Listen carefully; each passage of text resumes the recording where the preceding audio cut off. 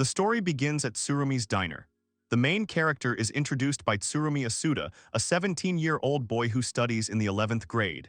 He says that he helped his father here, but until the moment when they did not come. High-rise buildings began to be built next to this diner, which the institution began to interfere with. After that, nasty things and a lot of slander began to be said about Tsurumi's in the news. The hero's father was not particularly worried about this, and he was not going to give up his cafe, but at one point the circumstances changed dramatically. The hero finds out that his father was hit by a pickup truck at a speed of 80 kilometers per hour and goes to the hospital. There he sees the condition of his father and is surprised that he is still alive. Asuta runs up to his father and concludes that the pickup truck wanted to hit him on purpose, but he replies that a dump truck would not have helped the intruders. Suddenly, a doctor comes into the office and a man asks when he will be able to be discharged. But he replies that in his condition it can happen in a few months. Then he gets upset because he does not want to leave the cafe to his son. In addition, the man calls him a blockhead, which makes him a little offended. But Asuta notices that he will wield a knife in the kitchen in a wheelchair, knowing his father, and he agrees with him, saying that everyone is waiting for his cooking. Suddenly, Asuta's phone sounds, which he forgot to turn off. And as soon as he picks up the phone, Riene tells him that their cafe is on fire. The hero immediately tells this to his father, and he is shocked. The man reminds Asuta about the knife and informs her that it should not be allowed to burn. Then Asuta gets on his bike and starts racing to the cafe. Along the way, he tells me that we are talking about the Santoku knife, which his father values more than his life. He said that he would not give this treasure to the former owner of the famous Sasaki cafe. Therefore, they simply cannot lose this precious knife. The hero arrives at a place where people have gathered around a burning building. Asuta looks around and realizes with horror that everything will burn down in this fire. Suddenly, someone grabs him from behind and forces him to turn around. The hero recognizes the girl as Riene, who called and grabs her by the shoulders to calm her down. However, then he decides to throw himself into the fire while she starts screaming that it's not worth it. After that, Asuta loses consciousness and wakes up lying on the ground. He starts to look around and notices Santoku's knife in his hand. Suddenly, the hero begins to remember what happened the moment before his death and is horrified. But then he concludes that he has entered the afterlife. Nervously swallowing saliva, the hero takes the knife in both hands and remembers Riene and his father. But suddenly, he is distracted by strange sounds from the forest. The hero turns in fear and begins to move backwards. He used to assume that this was heaven or hell, but now he doesn't understand at all where he got to. Asuta thinks it might be a wild animal, and he begins to want to run. Suddenly, something that looks like a boar comes out of the bushes.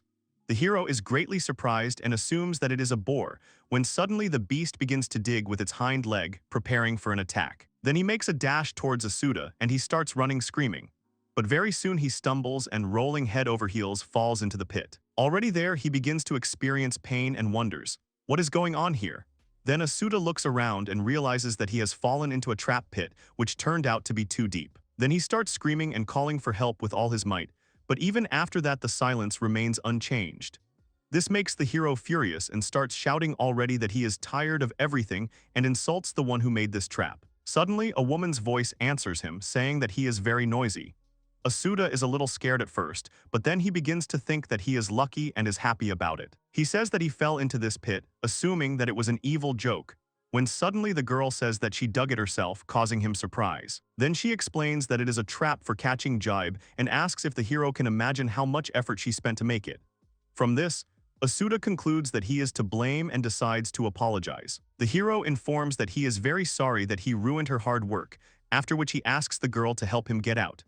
However, she notices that the hole is not so deep, thinking that he will be able to climb himself, and leaves. Asuta realizes that things are bad and asks the girl to stop. He reports that he turned his leg and can't get out on his own, but she replies that she doesn't care. Then the hero begins to beg for help and asks why the girl is so heartless. Suddenly she starts making him noisy again and still decides to lower the rope for him. Asuta immediately uses this opportunity, thinking that he knew from the very beginning that he would be saved. As he gets out, he notices that this place is very realistic for hell because he does not feel that he is dead. Finally, he finds himself free and sits down on the ground, thanking the girl for her help.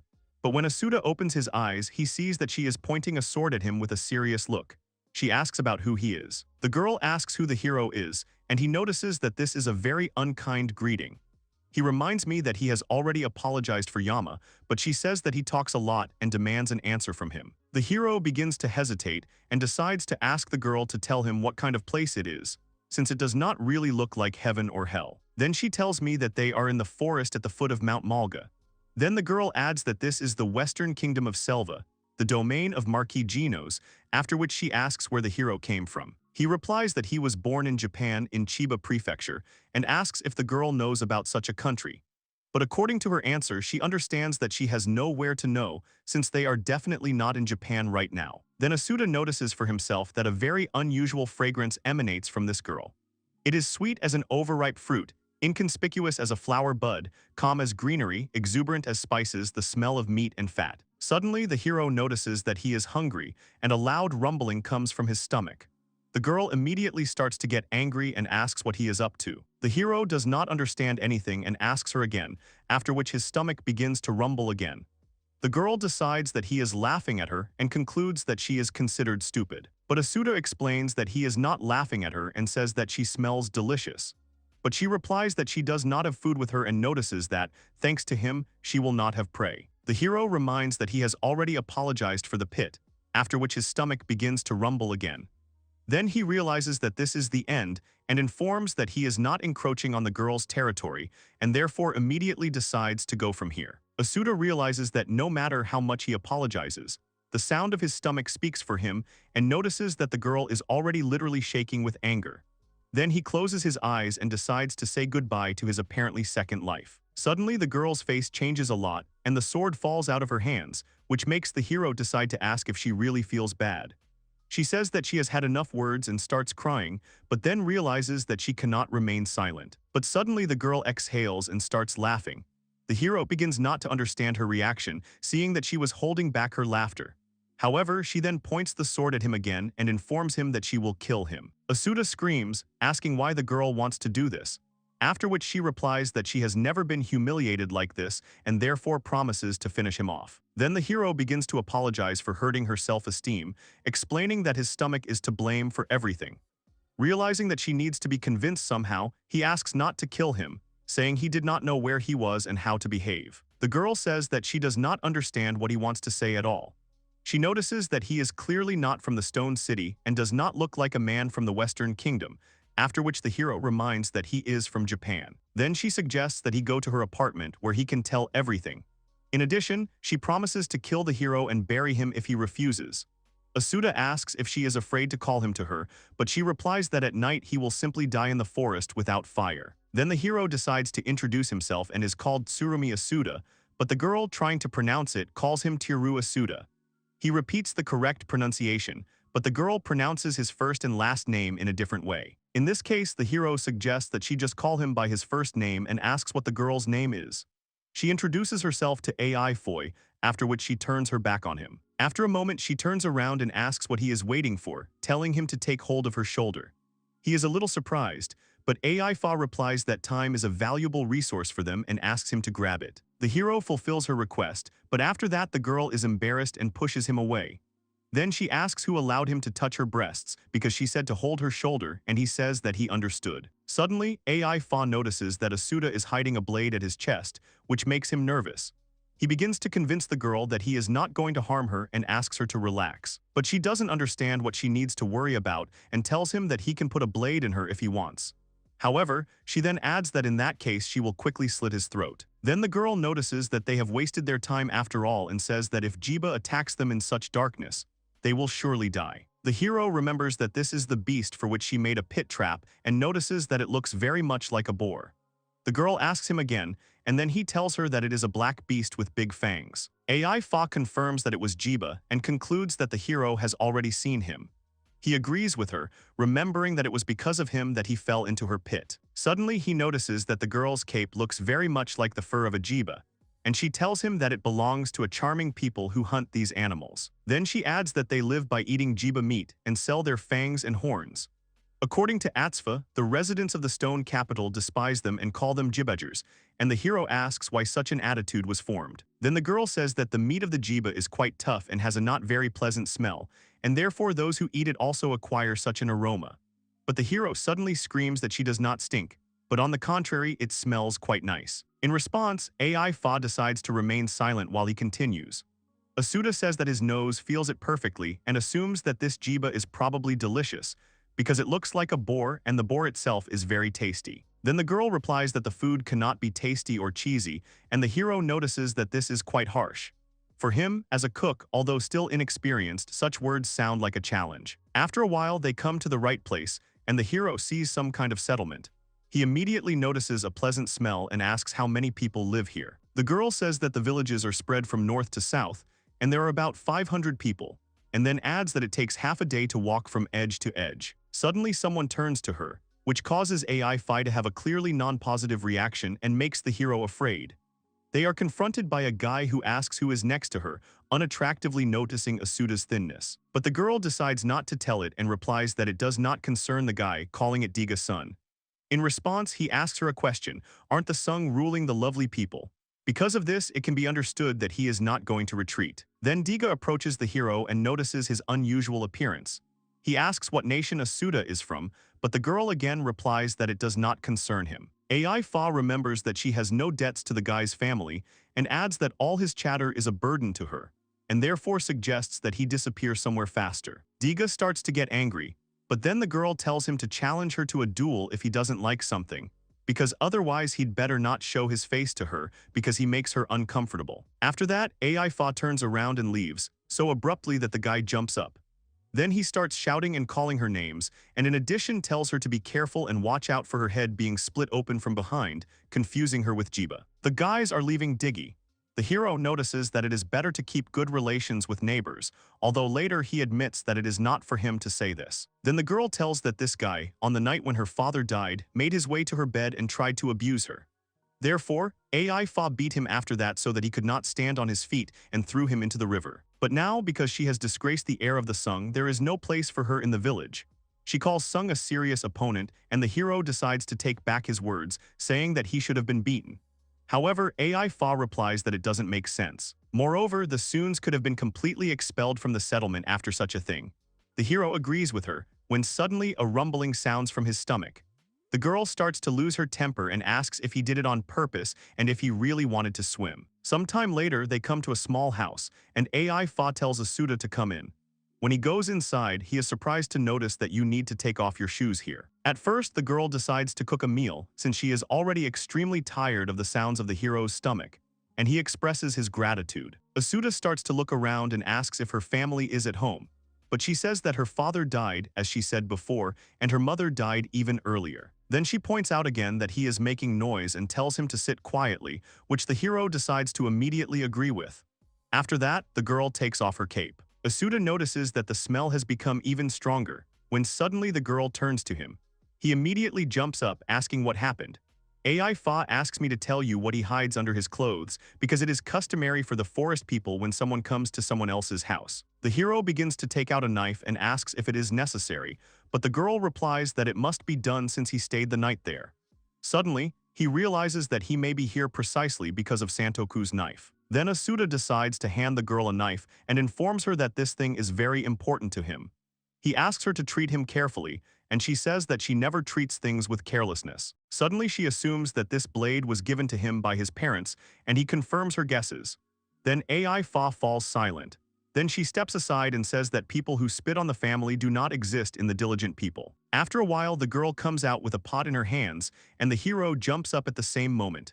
He is a little surprised by this kind of dishes, and the girl notices it. AI Fa reports that it is not ready yet, but the hero explains that he is interested in culinary culture, since in some way this is his job. He glances at the contents and screams. The hero is surprised by such a large amount of food, as he thinks it's a lot for two.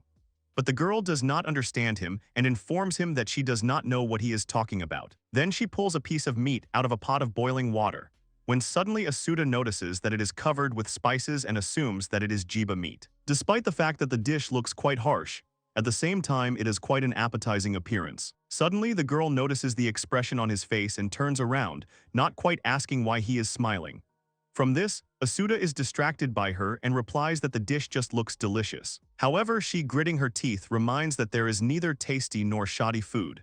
Then she turns back to the pot while the hero awkwardly looks away. Suddenly, AI Fa rises and informs them that they have time until the meat is cooked, after which she asks the hero to tell her about himself. Then Asuta removes the bandage from his head and tells the girl about where and how he lived these 17 years before he got here. In addition, he says that he already thought he was dead, but he woke up here as if nothing had happened. Because of this, at that moment he concluded that he had landed in a strange country on his planet. Then the hero notices another oddity, because he does not speak any language other than Japanese.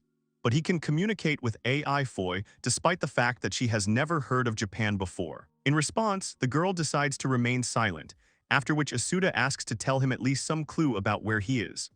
Then she tells that both the villages of Prilesia and the stone capital of Genos are located on the land of the western kingdom of Selva. Also, according to her, there are as many people living in the western throne city as there are stars in the sky. She then tells that the people of Selva worship a deity of the west named Selva, and that there are 4 kingdoms on the mainland of Amisham, which have 4 deities. In Amiskal, where all the kingdoms have their own deity, whom they worship, there is no such people who are not patronized by one of the 4 great gods. Without gods, only beasts. Suddenly, the girl asks if Asuta doesn't know about this either. He replies that unfortunately this is the case.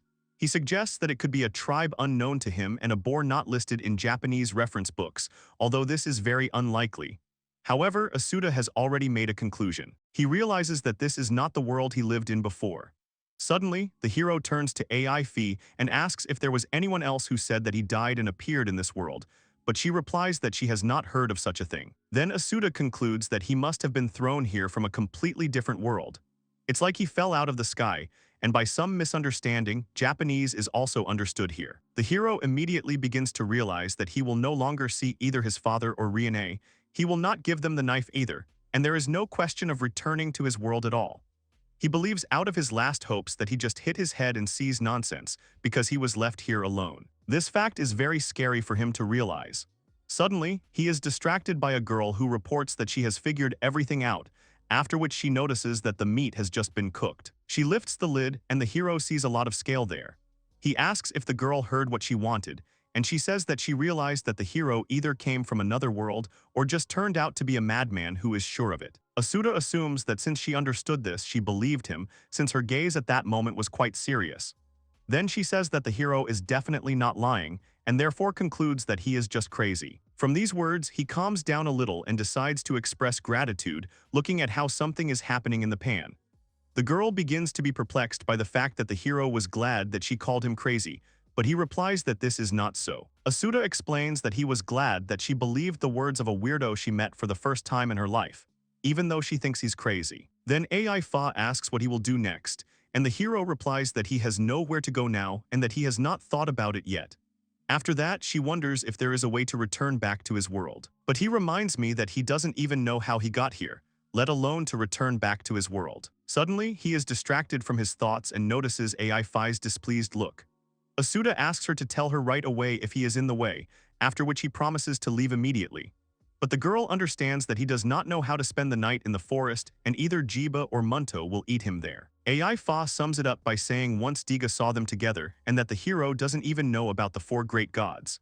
Then if Asuta violates any prohibition, it will be her responsibility. So she tells him to stay in her sight for a while until she gets at least a little common sense and the rules of the forest people into his head, after which he can go and die anywhere. The hero replies that he understood everything and expresses his sincere gratitude to her, making a bow. But the girl suddenly cries out in displeasure, asking why he is bowing here. At this time, Asuta thinks about what AI Fa told him that he could stay and begins to rejoice that she was the first person he met here. After that, the girl reports that the meat is definitely cooked. She puts food on a separate plate for the hero and tells him to eat. He expresses gratitude and notices that the dish smells delicious. However, the hero is still concerned about the fact that she did not scum at all. The girl notices that he has thought about it and unhappily clarifies whether he will eat. Then he tastes the dish and tries to guess what she cooked the meat with, onions or potatoes. At one point, Asuta begins to feel the taste of food and immediately screams that it's rubbish, which makes the house shake. After that, it's time to sleep, and at this time the hero remembers his past when he was called to butcher a boar. He was a little afraid to try, but he decided to do it anyway. After a while, Asuta exhales with relief and informs that everything is ready.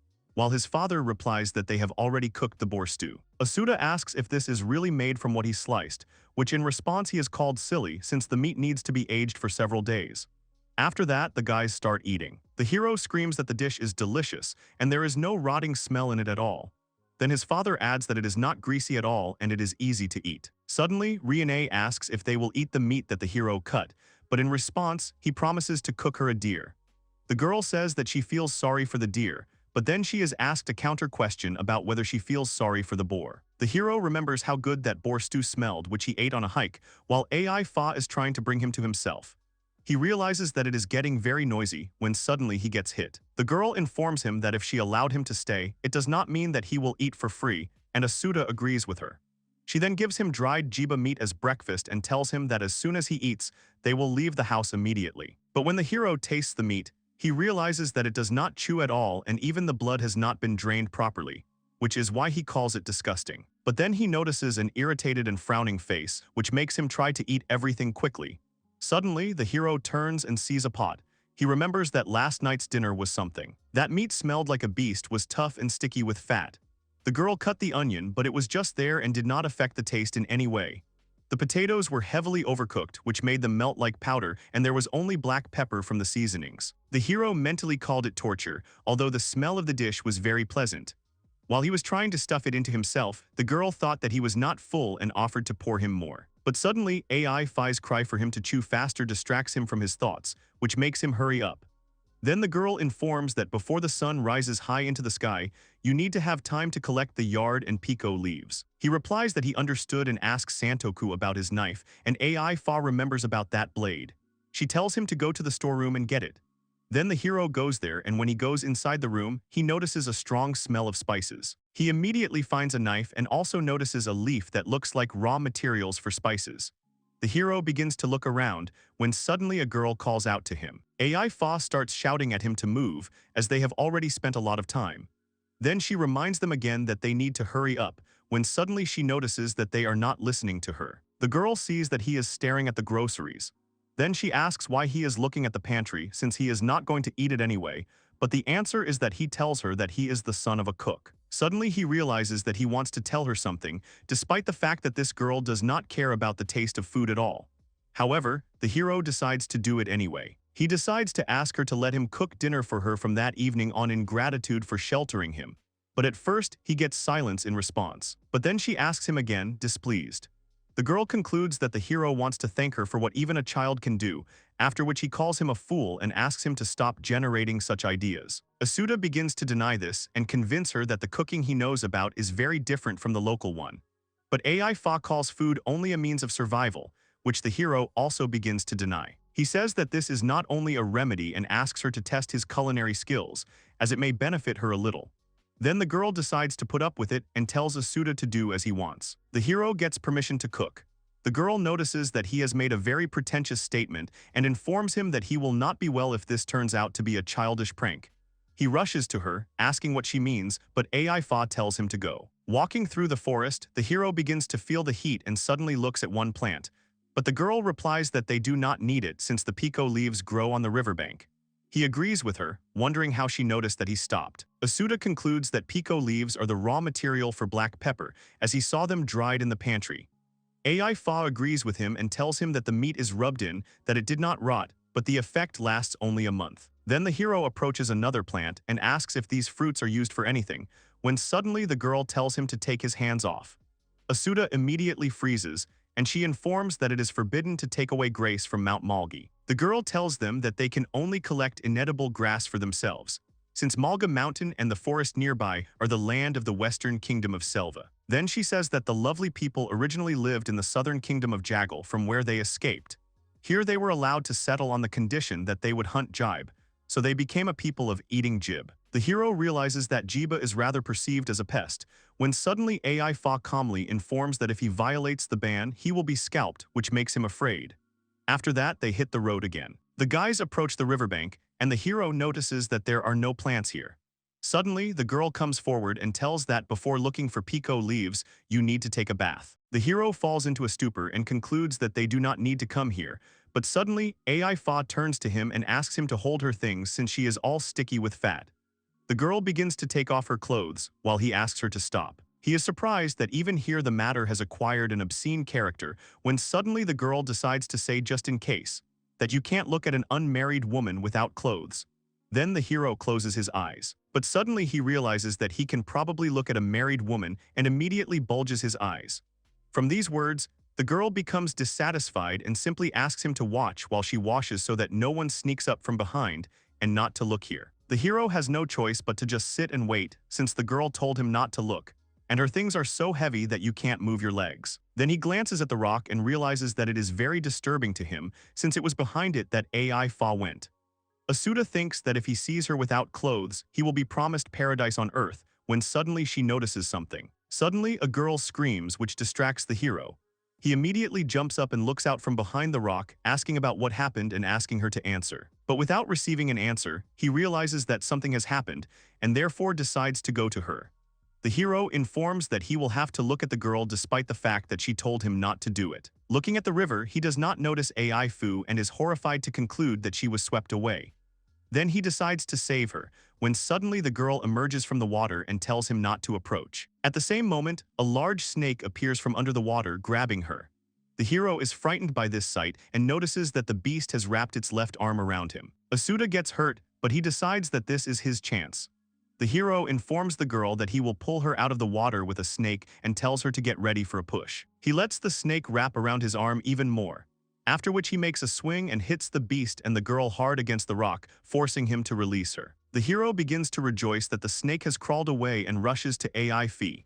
He decides to pull her away as her bones may be broken, after which he pushes the snake and her body falls into the water. Suddenly, Asuta notices that the girl is coming to her senses and asks if she can breathe.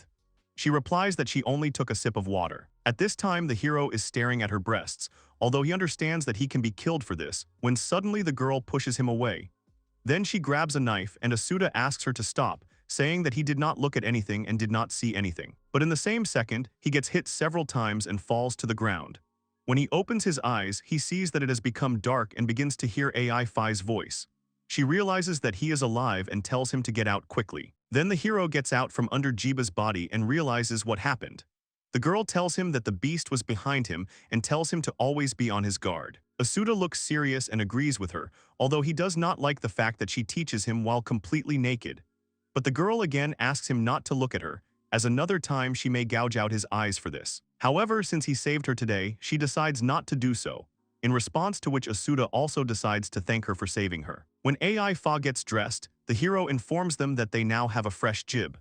The girl offers to dismember him immediately, but he says that first you need to drain the blood. AI Fa begins to look at him with a puzzled look, and then the hero understands what is the matter.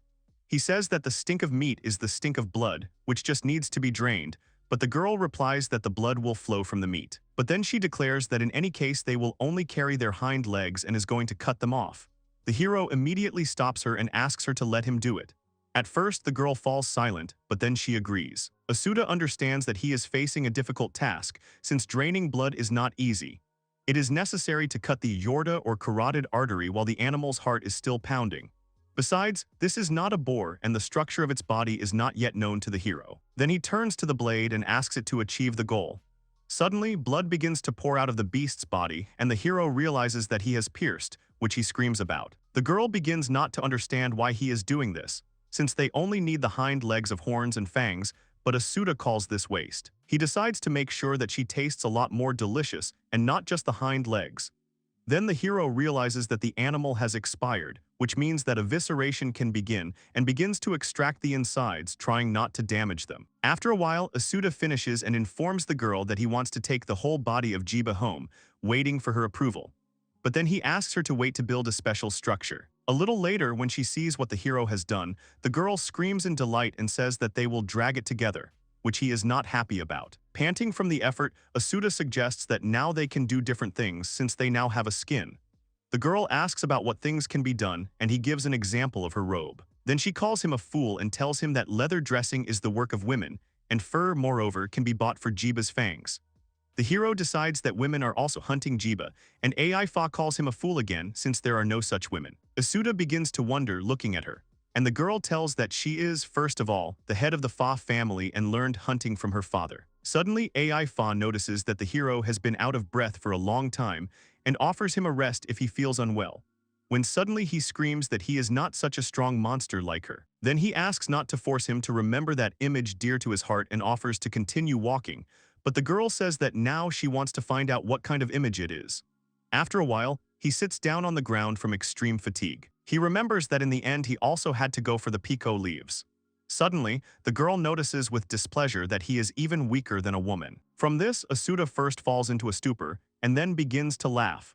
He says that he saved his strength for the huge work that lies ahead, but she admits that she does not understand him. Suddenly, the hero rises to his feet, forcing her to be wary, and declares that they will now dismember this jibe. The hero informs that the board, jiba, knives and so on are in place, after which he informs that now they will remove the skin from jiba and dismember the body. However, then he notices that the girl has no interest in what is happening. Then Asuta asks her to watch as it will be interesting now, but she does not answer anything and falls asleep. After a while, the hero shows her how he took off the skin and tells her what needs to be cut so that there is no fat left on the skin. Therefore, he first makes a hole in the torso, and then pulls and makes a hole again. But suddenly Asuta notices that she is asleep again and starts calling her to wake her up.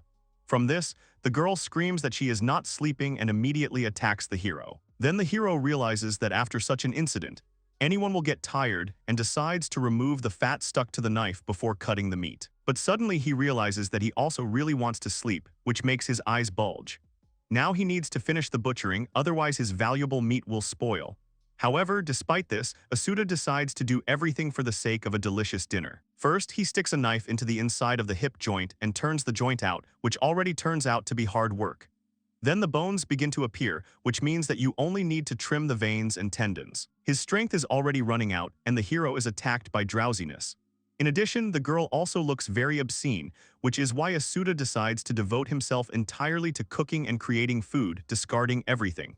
After a while, she falls exhausted to the ground. He announces that he has finished, when suddenly AI Fa starts poking at him with his foot to keep him awake. The hero replies that he is not sleeping, but the girl thinks otherwise. Then Asuta decides to laugh it off. Then Fa takes the seasoning from the crushed pico leaves, as the meat will rot if it is not added quickly. The hero remembers that they were just picking these leaves, and the girl replies that it's not time to sleep. Then she takes out the vegetables, and Asuta is presented with 4 poitons and 6 arias. But before he cooks, he would like to make sure of something. The hero asks if it is necessary to eat all those vegetables that she brought. Then the girl screams about whether he really thinks to stay healthy, eating only meat, which causes him to fall into a stupor. AI Fa is interested in the reason that caused the surprised expression on his face, but the hero replies that he is of the same opinion. He is a little struck by an adequate reaction and then realizes that in this world there is a concept of a balanced diet. However, now he has only the meat of the captured jiba in priority. Then he takes out his father's knife again and starts slicing lard, into which the blade enters without problems. The hero understands that the knife is in excellent condition and you can cook everything with it. Suddenly, he decides to ask if there are any other spices and something edible in this house, since he should have the opportunity for an idea. The girl replies that there is fruit wine and salt, and the hero pays attention to the latter. She says that if you eat 3 arias and 2 poitons with jiba meat, then you can forget about the ailments for a while, and that salt is necessary for cooking dried meat. While the hero notices that the girl suddenly became dissatisfied. He understands that if they use salt to dry meat, they will surely find out that this seasoning prevents rotting.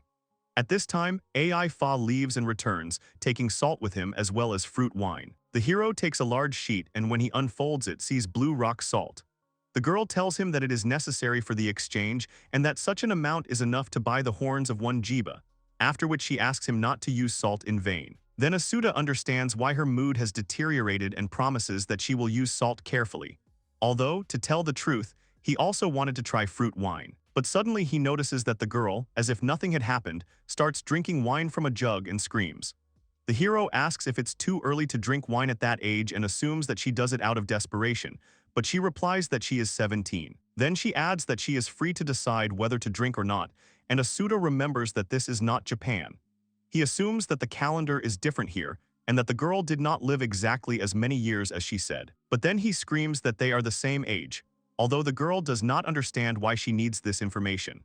The hero replies that there is nothing important in this and receives in response an incomprehensible reaction similar to his own. After that, he returns to cooking. First, he decides to take an aria, similar to onions and jiba meat with lard of about 900 grams, and then begins cooking. In the boiling water, the hero puts about 15 grams of rock salt and immediately after it the meat of the jiba. After a while, a lot of scale appears and he decides to remove it, since otherwise he will make the same mistake as AI Fa yesterday. At this time, the girl enters the room with firewood in her hands, but Asuta asks her to wait a little, since now there is no need to throw them up. She begins not to understand why, because if the meat is not boiled in boiling water, then it will be impossible to eat it. The hero agrees with her and explains that this is why he wants to cook it slowly over low heat. A lot of scale was formed from those parts where there is fresh fat, but he took off quite a lot of it and therefore decides to cook the meat well. Then he tells the girl that the problem is with a thing that looks like a potato, and she calls him a poiton. But the hero reports that he cannot put this mess in the cauldron. Asuta notices that she has been strongly insisting on poiton and aria lately, but she replies that he does not understand anything. She says that if you eat jiba meat mixed with 2 poitons, 3 arias and pico leaves, then he will get a lot of strength. AI Fa says that these forces can last for a whole day and calls it the wisdom of the people of the forest.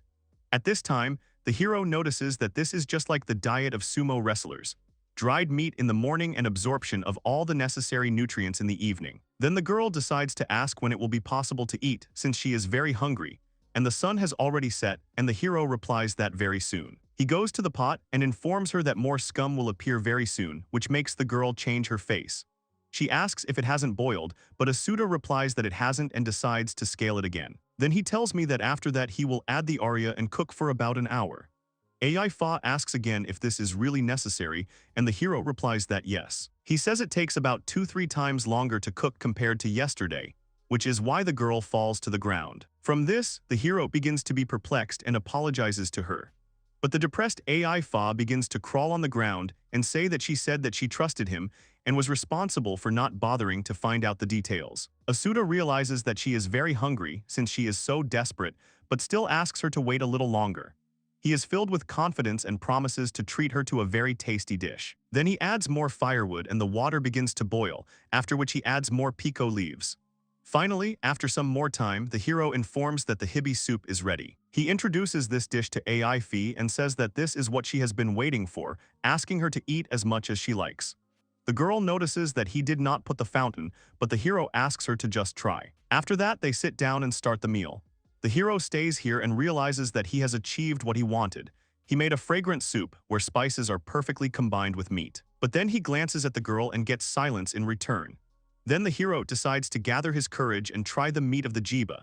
He begins to feel the lard and meat melting in his mouth and how well aria has gone into the soup. The hero understands that he cooked it delicious, but the girl's behavior makes him more anxious. Then he decides to turn to her and ask her how she likes this soup. However, she replies that she is sure that the impressions of food do not make sense.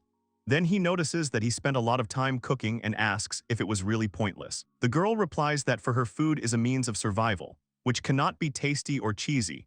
But then, when the hero already has time to despair, she adds that she clearly understood what exactly is called delicious. AI Fa says that the process of eating is pleasant in itself, and suggests that she herself became happy because she ate something delicious. Then the girl assumes that she has understood the reason why the hero is passionate about cooking and why he is embarrassed.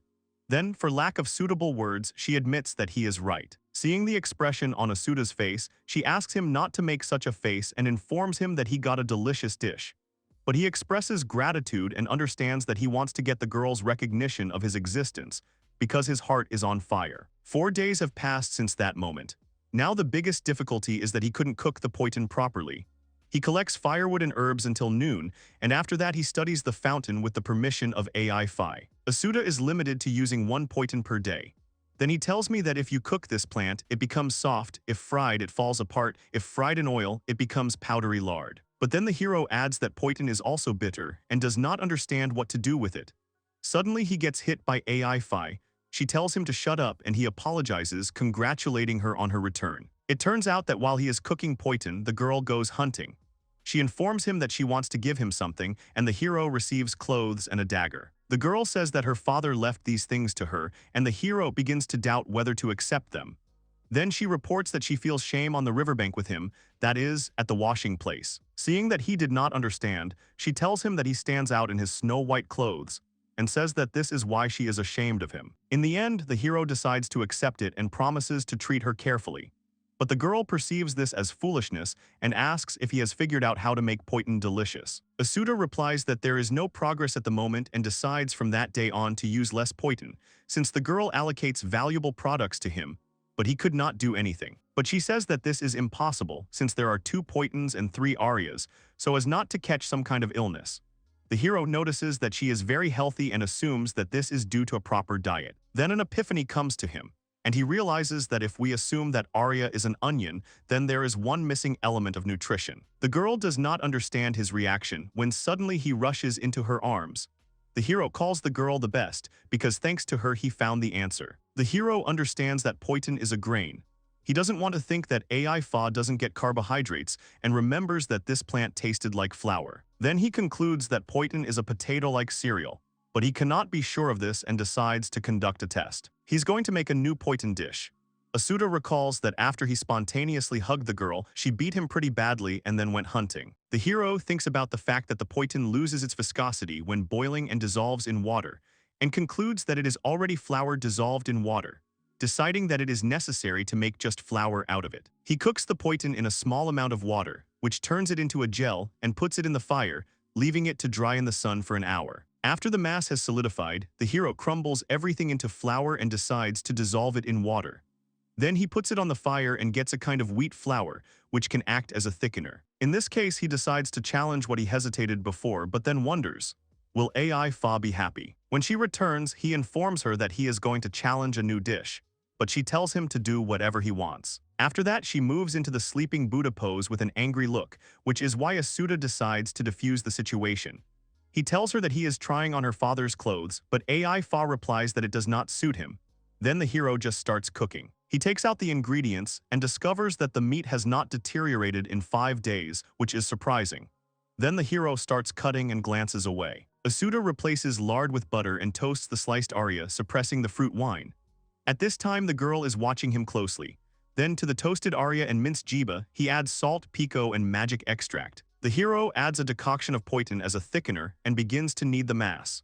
He decides to leave the fire small and realizes that the minced meat turned out to be beautiful pink. Then Asuta starts a fight, and in one fell swoop roasts one side of the cutlets over high heat, and then the other, after which he adds chopped Arya and fruit wine. He says that if you cook over high heat, it is better to use an oven and hopes that the cutlets will turn out delicious, when suddenly he hears a sound from behind. The hero gets a little scared and asks why AI Fa came here, to which she replies that this is her place, and she has the right to go wherever she wants. Asuta assumes that she is interested and begins to feel pressure. Then he asks the girl to hold the plate, and she immediately fulfills his request. The hero is a little surprised that she has been waiting all this time and asks for it again, after which the same thing happens. He decides to add more sauce and asks AI Fu to bring plates to pour over the cutlets, which she immediately does. For himself, Asuta notices her agility and finally informs her that the hamburger patties are ready, after which he leaves. After a while, he takes out the bread and says that he turned the poitin into this. It turns out that when heated, the poitin flour in water becomes similar to a rice base. Suddenly, the hero suggests that you start eating faster so that the food doesn't get cold. After sitting down, he wishes a pleasant appetite, unlike the girl, after which he notices that she was grumbling about something. The hero informs that it is better to eat bread with meat and begins to worry about whether he will be able to accept the result himself. Finally, he decides to do it and begins to feel the spreading taste of meat and the aroma of fruit wine. The cutlets turned out to be saturated and well chewed. In addition, they went well with baked poitin. The hero remembers with what suffering he ate it when suddenly AI Fa asks what he is smiling about. From this, he immediately comes to his senses and decides to ask if she liked the dish. But suddenly he notices that she has eaten almost all the poitin and the cutlet. The girl replies that it was delicious for her and the hero thanks her. He then asks her to tell him more, but she immediately refuses. Then he decides to apologize for hugging her, when suddenly the girl is embarrassed and says that she is tired of him and therefore refuses to talk. The hero remains perplexed to look at her, which makes her even more embarrassed. She asks Asuta not to do this, while he decides that if she said that the dish is delicious, then that's enough. Suddenly, a girl looks around the corner and asks what they are eating. The hero is interested in who it is, when suddenly AI Fa tells her to go home, calling her Rimi Ru. Then he realizes that the girls are familiar. But Remy reminds them that they haven't seen each other for a long time, begins to be interested in what they eat, and assumes that the hero is AI Fi's husband. But she begins to deny it, after which the hero asks who this girl is at all. The girl introduces herself to Remy Ru and says that she is friends with AI Foy. But she says that she can't stand children like her and asks her to go home. This causes the girl to scream, and the hero notices that AI Fa was rude to her. Then she admits that she lied to her and explains that she has incurred the wrath of the Song family, which is why a girl from the Ru family may have problems because of her. But in the end, AI Fa decides to let the girl go, which she begins to rejoice. She says that her father said that the Song family is not scary, but the girl replies that the head of the Dong Ru family has such a character.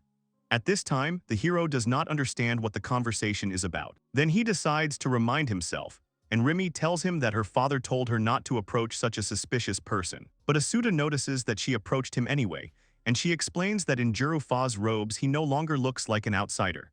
The hero concludes that Juru Fa is AI Fa's father. Suddenly, Remy assumes that the girl accepted him into the family since she gave him these clothes, which is why she begins to justify herself. The hero begins to be offended by this, and he decides to offer her food and calm down, when suddenly Remy is attracted to food again. The hero tells that it is made of meat and poitin, and the girl immediately asks to give it a try. Then he gives her a cutlet and says that it is not easy jiba meat, after which he clarifies whether he is violating any prohibition. Asuta understands that he has already done a lot of things that cannot be done in Japan, and hopes to hear impressions about food, not only from AI Fi. The girl screams that it is delicious and is surprised by the taste of jiba meat, which the hero begins to rejoice. Then she starts shaking him from side to side, asking about cooking, and Asuta realizes that she is very strong. Suddenly, AI Fa notices that Remy was not taught that it is impossible to interfere with the meal, forcing her to apologize. At this time, the hero tries to come to his senses and thanks the girl. Then she informs that it is already dusk and suggests that the girl go home. Then she thanks them for the treat and asks the hero what his name is. He introduces himself to Tsurumi Asuta and corrects her pronunciation. Suddenly, Remy starts asking AI Fu to let the elder of the Ru house taste this dish, since he will leave them very soon. The hero falls into a stupor and glances towards the girl. AI Fa asks if the hero is really going to go to Ru's house, and he replies that yes, because Jiba's grandmother is an important person for her and for Remy. Then he decides to protect at least someone, and the story is transferred the day before. The hero asks if Jiba's grandmother can come when the food is ready, that is, by tomorrow evening. AI Fa says that according to custom, Asuta should come to Ru's house, and then decides to ask Ru to come for them early.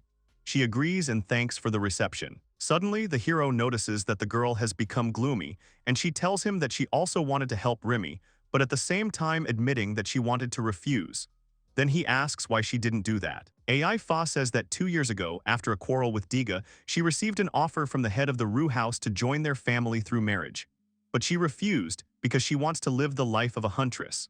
The hero replies that anyone would be confused by this. According to the girl, Donda Ru, the head of the family, said with a smile that in this case the Soons would either not touch her, or they would be destroyed in response. Therefore, AI Fa refused and broke off all relations with Ru. The hero notices that these family relationships contradict free will, but the girl says that they initially had such a share. She says that the trouble is that the Ru family has many families, even by the standards of the forest area, and therefore does not want to get involved with them. But the girl is worried that the hero may be involved in the enmity of these families. He immediately informs her that he does not want to see such an expression on her face. He says he wants to see his savior smile, after which she expresses gratitude. After that, the story is transferred to the present time. Asuta tells Remy that she doesn't have to be so respectful and remarks that it's very good that she came early, since there is a dusty job. Then the guys set off, and along the way the hero notices that the buildings in the settlement are made with taste, unlike the house of AI Fi.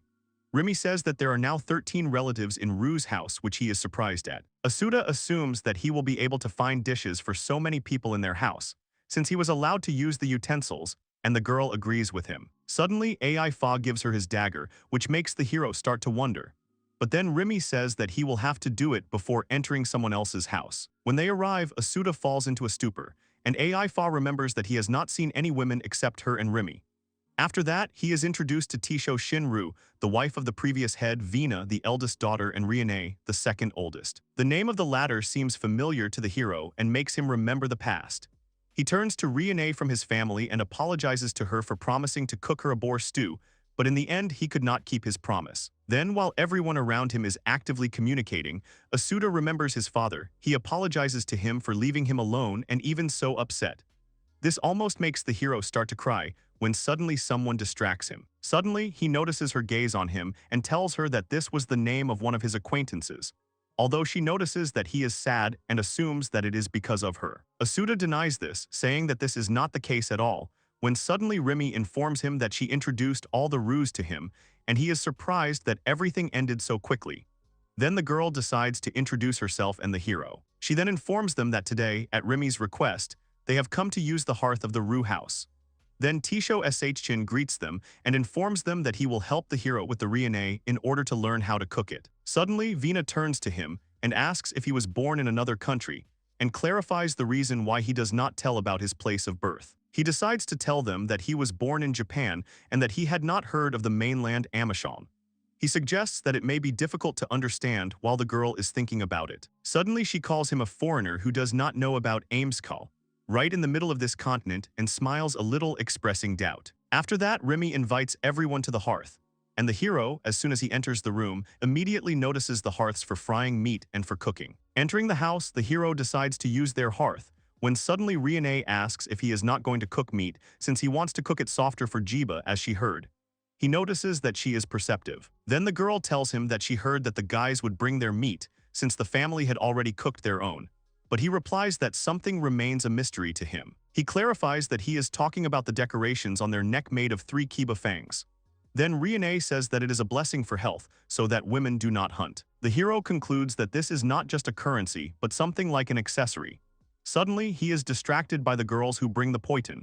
He notices AI Phi's displeased face, gets scared, and starts cooking. At this time, Tisho Shchin asks if the girl really caught this jiba personally, and she replies that yes.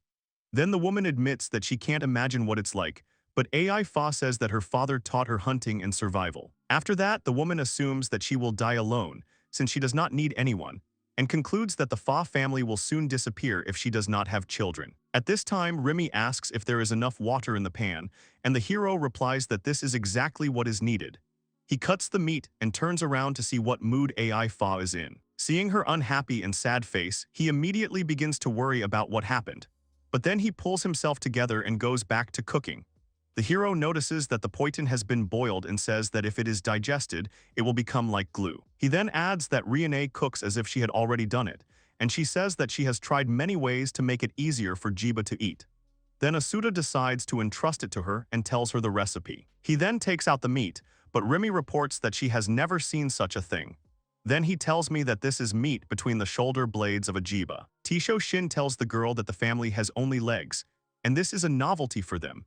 And the hero remembers that AI Phi did the same and assumes that legs alone are not enough for a family. The woman agrees and says that their men catch 2 gibbs every day and then cut off their legs and throw them into the gorge so that the rest of the people of the forest area do not get it.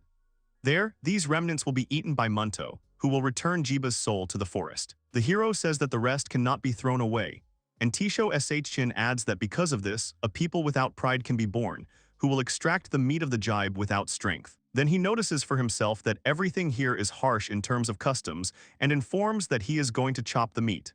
After that, he helps the guys a little in cooking, and they get minced meat. Remy says that it was fun, when suddenly the hero takes the poitin for another and informs him that now he needs to cook an aria.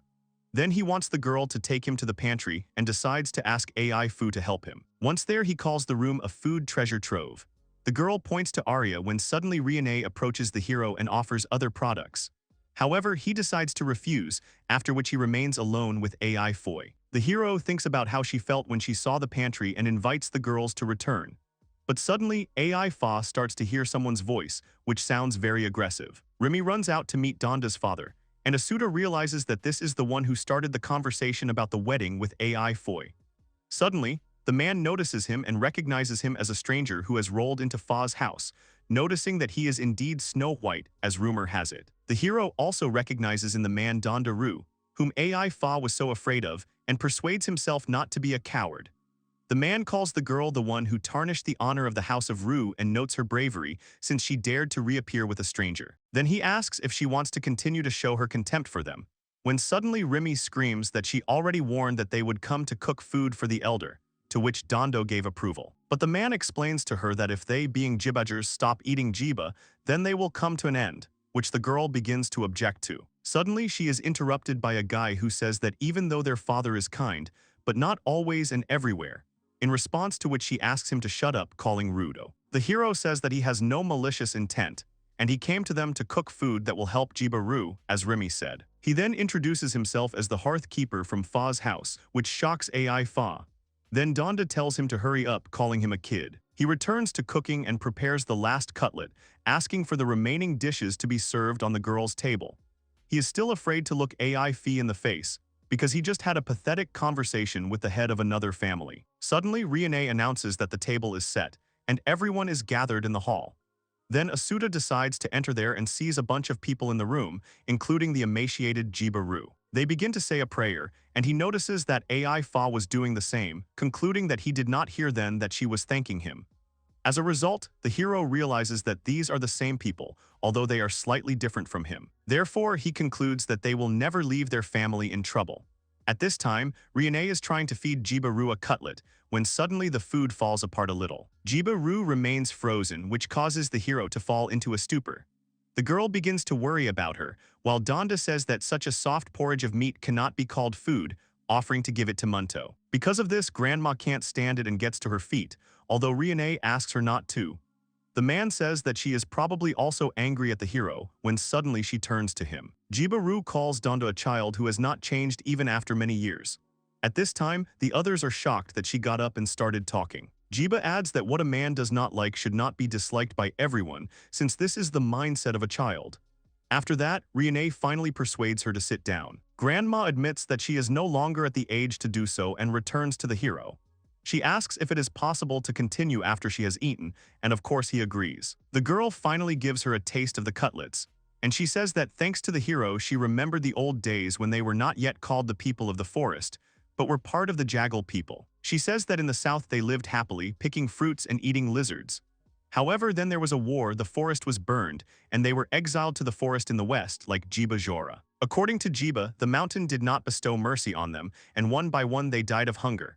And even if they could kill this beast, its meat was not the most suitable food for them. She says that Jiba meat is tough and smelly, which is why she thought it was better to die than to continue eating such meat.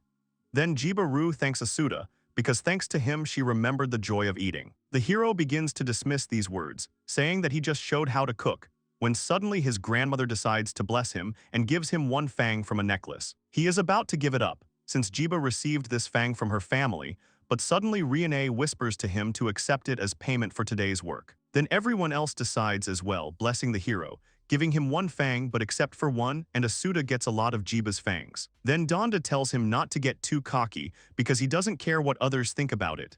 Then the man claims that the hero fed him poison, which causes him to fall into a stupor. But then he gets very scared and assumes that he will now be executed for this and that this is a failure, but the girl tells him to calm down. AI Fa notices that everyone else thanked him and blessed him and asks him not to pay attention to the man. She then adds that she did something this time, when suddenly she is interrupted by Jiba-ru.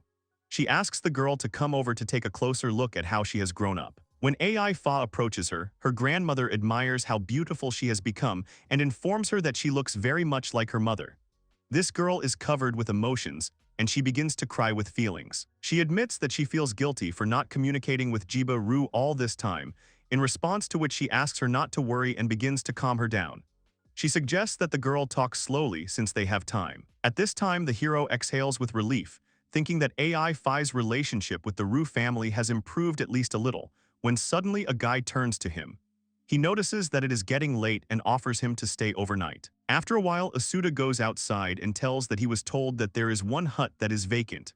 However, the difficulty lies in how to find it, because all the houses here are the same. Then he thinks that he did not come here in vain, because the day was fruitful, and wonders if AI Fi is feeling better and a little better. The hero understands that people have different tastes in food, and therefore it is quite understandable why some blessed him and others did not. Although, as a novice cook, he is ashamed, and what Donda meant by poison does not give him peace of mind. Suddenly, a rustle is heard from behind him which greatly scares the hero. He is confronted by Vina, who asks what he is doing here. But seeing that Asuta is not busy with anything, she suggests that he confide in her a little bit alone. The hero asks her again, and the girl admits that she can only talk about it with him.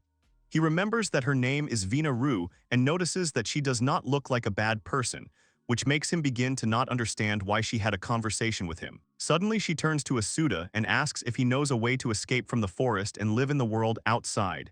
He begins to guess what she is talking about, but turns away from her. Then she notices that she has already begun to keep secrets with him. Then Vina says that someday the time will come, though not right now, and asks not to forget about her then, after which she says goodbye and leaves. The hero thinks about the world outside and realizes that she most likely did not mean his world, but was talking about some place in the middle of the forest. Suddenly, someone distracts him, and it turns out to be AI Fa. From this, Asuta immediately comes to her senses and concludes that she has already finished talking to her grandmother. She confirms his guesses and asks why he is standing here. The hero replies that these buildings are the same, and it is unclear which one to enter. But the girl says that he is talking some nonsense, and explains that since he was told to use a hut where there is no one, then he just needs to find one where the lights are off. Then the hero understands her train of thought and begins to feel like a fool. They decide to go, and the hero starts talking about the murder behind a closed door, but when AI Fa asks if he said anything, he says no. When Astua wakes up, the girl immediately informs them that they are going home. She says that they have already received the blessings and is going to go hunting. Seeing that he continues to lie down, AI Fa turns to the hero, when suddenly he jumps up and asks how long he slept. But the girl notices that he doesn't look well and asks if everything is fine. He replies that everything is fine and adds that he will sleep later. But AI Fa asks him not to bother, because this time she gave him trouble and now she needs to thank him properly. The hero notices that today, for some reason, she looks very much like an angel who seems about to ascend to heaven. At the same moment, he plops down on the floor and the girl is scared for him. Asuta replies that everything is fine and that he just didn't get enough sleep. Of course, it bothered him that he stayed the night in someone else's house, but thanks to the fact that AI Fa behaved as usual, he calmed down. The hero recalls how he compared everything to the girl's house, while she already wanted to put out the lights. But then his thoughts were taken over again by what Donda Ru said after the meal about the poison. The hero thinks about what the man meant by poison, because he used ordinary ingredients and the problem is clearly not in preferences. However, then Astua wonders if it is necessary to continue to worry, because he has already fulfilled Rimi Ru's wish and AI Fi has one less problem. But has he done enough? Suddenly, the hero jumps up and realizes that he is not. He didn't do enough. Asuta realizes that he is the son of a cook and the keeper of the hearth in the house of AI Fi. However, on top of that, he also likes to cook. The hero loves the moment when someone enjoys his cooked food, as it was in his father's cafe. He thinks that there is no such dish that everyone will like. He knows that very well. However, when the hero's food is called poison, he cannot accept this. Then he begins to actively think about how to please Donda. But for long hours, nothing comes to his mind. The girl notices that he is most likely tired and suggests that he rest a little while she goes and talks to Ru, with which the hero simply agrees. He understands that no matter how much you think about it, nothing can be resolved. Then the hero assumes that if he takes a walk, then maybe something will come to his mind. Outside, he hears men's voices coming from somewhere. Asuta assumes that these are just people who go hunting and thinks about the fact that yesterday he received a blessing mainly from women and not from men. However, he doesn't know how to ask them about it either. Suddenly, someone cheekily calls out to him. The hero is a little scared and recognizes in this man the boy who gave him a blessing yesterday, named Rudo. He anxiously asks about what happened and assumes that Asuta is looking for one of the women. The hero concludes that Rudo will be able to listen to him at least a little, but then begins to doubt it. He replies that he is just looking for some of the women, and the guy replies that they went to wash by the river. Astua falls into a stupor and asks him again, but he repeats once again that the girls went to wash by the river. From these words, the hero becomes somehow lost and does not answer anything. Then Rudo assumes that he does not know where this place is and in this case decides to go and show him. But after that, the hero starts shouting that it is not necessary. At this time, it's like two people are fighting in him. One tells him not to be shy and the other screams that it's impossible. He is terrified that he will be scalped and then his eyes will be gouged out, as promised by AI Fa. The guy turns around and once again asks Asuta to follow him, in response to which he begins to shout that I will kill him, or else he will first know hell on earth, and then he will be killed. Then Rudo realizes that he is embarrassed and smiles after that. After a while, they come to the right place, where they begin to hear the sounds of splashing. Rudo explains that the girls wash behind those boards and asks that he can't decide in any way since he has already come this far and then pushes him. Asuta falls over the shore and realizes that this is the end. The girls see him and are greatly surprised by such an appearance when they suddenly notice that he has lost consciousness. Suddenly, AI Fa comes out from behind the boards, who once again says that she will not swim. But then she notices Asuta lying on the ground, and Rione informs her that he is not well. Then she asks the girls not to approach him and decides to figure it out for herself. Rione starts to object but still decides not to get involved. When the hero comes to his senses a little, she asks if he is okay, and Vina notices that AI Fa is worried about his household. Suddenly, he begins to hear AI Fa's voice, when suddenly she decides to bend down to check if he is alive and if his heart is beating, covering his face with her chest. Then she reports that there is a heartbeat, while Asuta does not understand what is happening. He thinks that he will die of suffocation with something soft and that this death will be pleasant. But the hero begins to beg for salvation, and then the girl breaks away from him. She asks if he remembers her, after which the hero notices that she looks worse than usual and gets hit on the head. After that, they leave the shore, and the girl decides to apologize for hitting him on the head. The hero realizes that he could not hide his shock from what happened next. Apparently, the parental generation considered him a man, and Asuta's peers considered him a woman, because usually men are not the keeper of the hearth. Now he is not up to poison.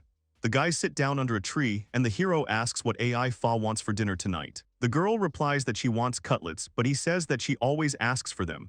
Then she tells him that the meat is usually softer in them, and he notices that she liked the dish because of its softness, which is why AI Fa asks him to shut up. But at one point, he remembers the softness of her breasts again and is overcome with anxiety. The hero realizes that it turned out to be something different for these people and thanks AI Fa. Then he turns to her and decides to ask for another chance. He wants to treat Donda again, who called his food poison, and for this he will need the help of a girl as the head of the house. Since she owes him for that time, AI Fa decides to help him. She asks if there is a chance of success, and he replies that of course. After that, they go to Donda and he asks what they came for. Then AI Fa tells me that she has a request. She says that she would like the hero to prepare a treat for Ru's house. This makes the man grin and decide that he is being mocked. But the hero replies that he is absolutely serious. Then the man promises to show Asuta what happens when he confuses recklessness with courage, and decides this time to prepare a scene for him in 3 days. Asuta and AI Fa are sitting on the floor of the house. The latter turned to the main character and said that about that conversation with Donda. He conveyed that cooking was waiting for him in 3 days, and he would need to prepare food for the wedding celebration at the house of Rudum. The hero thought about her words and lowered his eyes. He only talked about the wedding out loud. The girl also looked away and just confirmed it. AI Fa also explained that this time there will be not only routes, but also routines, which is why the conditions are more difficult than before. But the girl also warned him that the house of Rudum is also part of the Ru family. If they suddenly fail, then the entire Ru clan will become their enemies, and the Fa house will become an outcast of the forest. AI Fa, upset, said that then both she and he but did not finish the sentence. Asuta thought that the girl would get involved because of him, and despite this, she approved of his revenge. Then he got up from the floor and, clenching his hand into a fist, said decisively that they would certainly have to succeed. He smiled sweetly after his words, which made AI Fa not even find what to say to him. Then she said that the main character had said that they had every chance of winning. After that, they simultaneously raised their fists in the air and hit each other with them. Asuta said that of course he would succeed, to which AI Fa agreed with him. After a while, they set off on the road.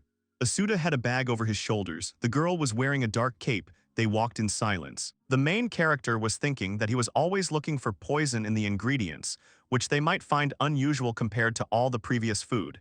He's right that his food was easy to chew. And anyway, looking away, he thought that since everything was exactly like that, he should be able to do it with these ingredients. His thoughts were interrupted by AI Fa, who turned to him and said that they were about to come to Ru's house, to which Asuta said that he understood. The girl said that as he wanted, she asked Rimi Ru to talk to the women so that they would help them. Before she could finish the sentence, the named one called out the main character by name. There were 4 other girls standing behind Rimi Ru. She said that as he asked, she called the unoccupied women, so a lot of them came. Rione Ru said she thought it would be nice to help Asuta. Vina Ru asked what he needed help with at all. The main character smiled broadly at them all, patted Rimi Ru's hair and thanked them from the bottom of his heart. However, he continued to smile and said that he didn't need any help this time.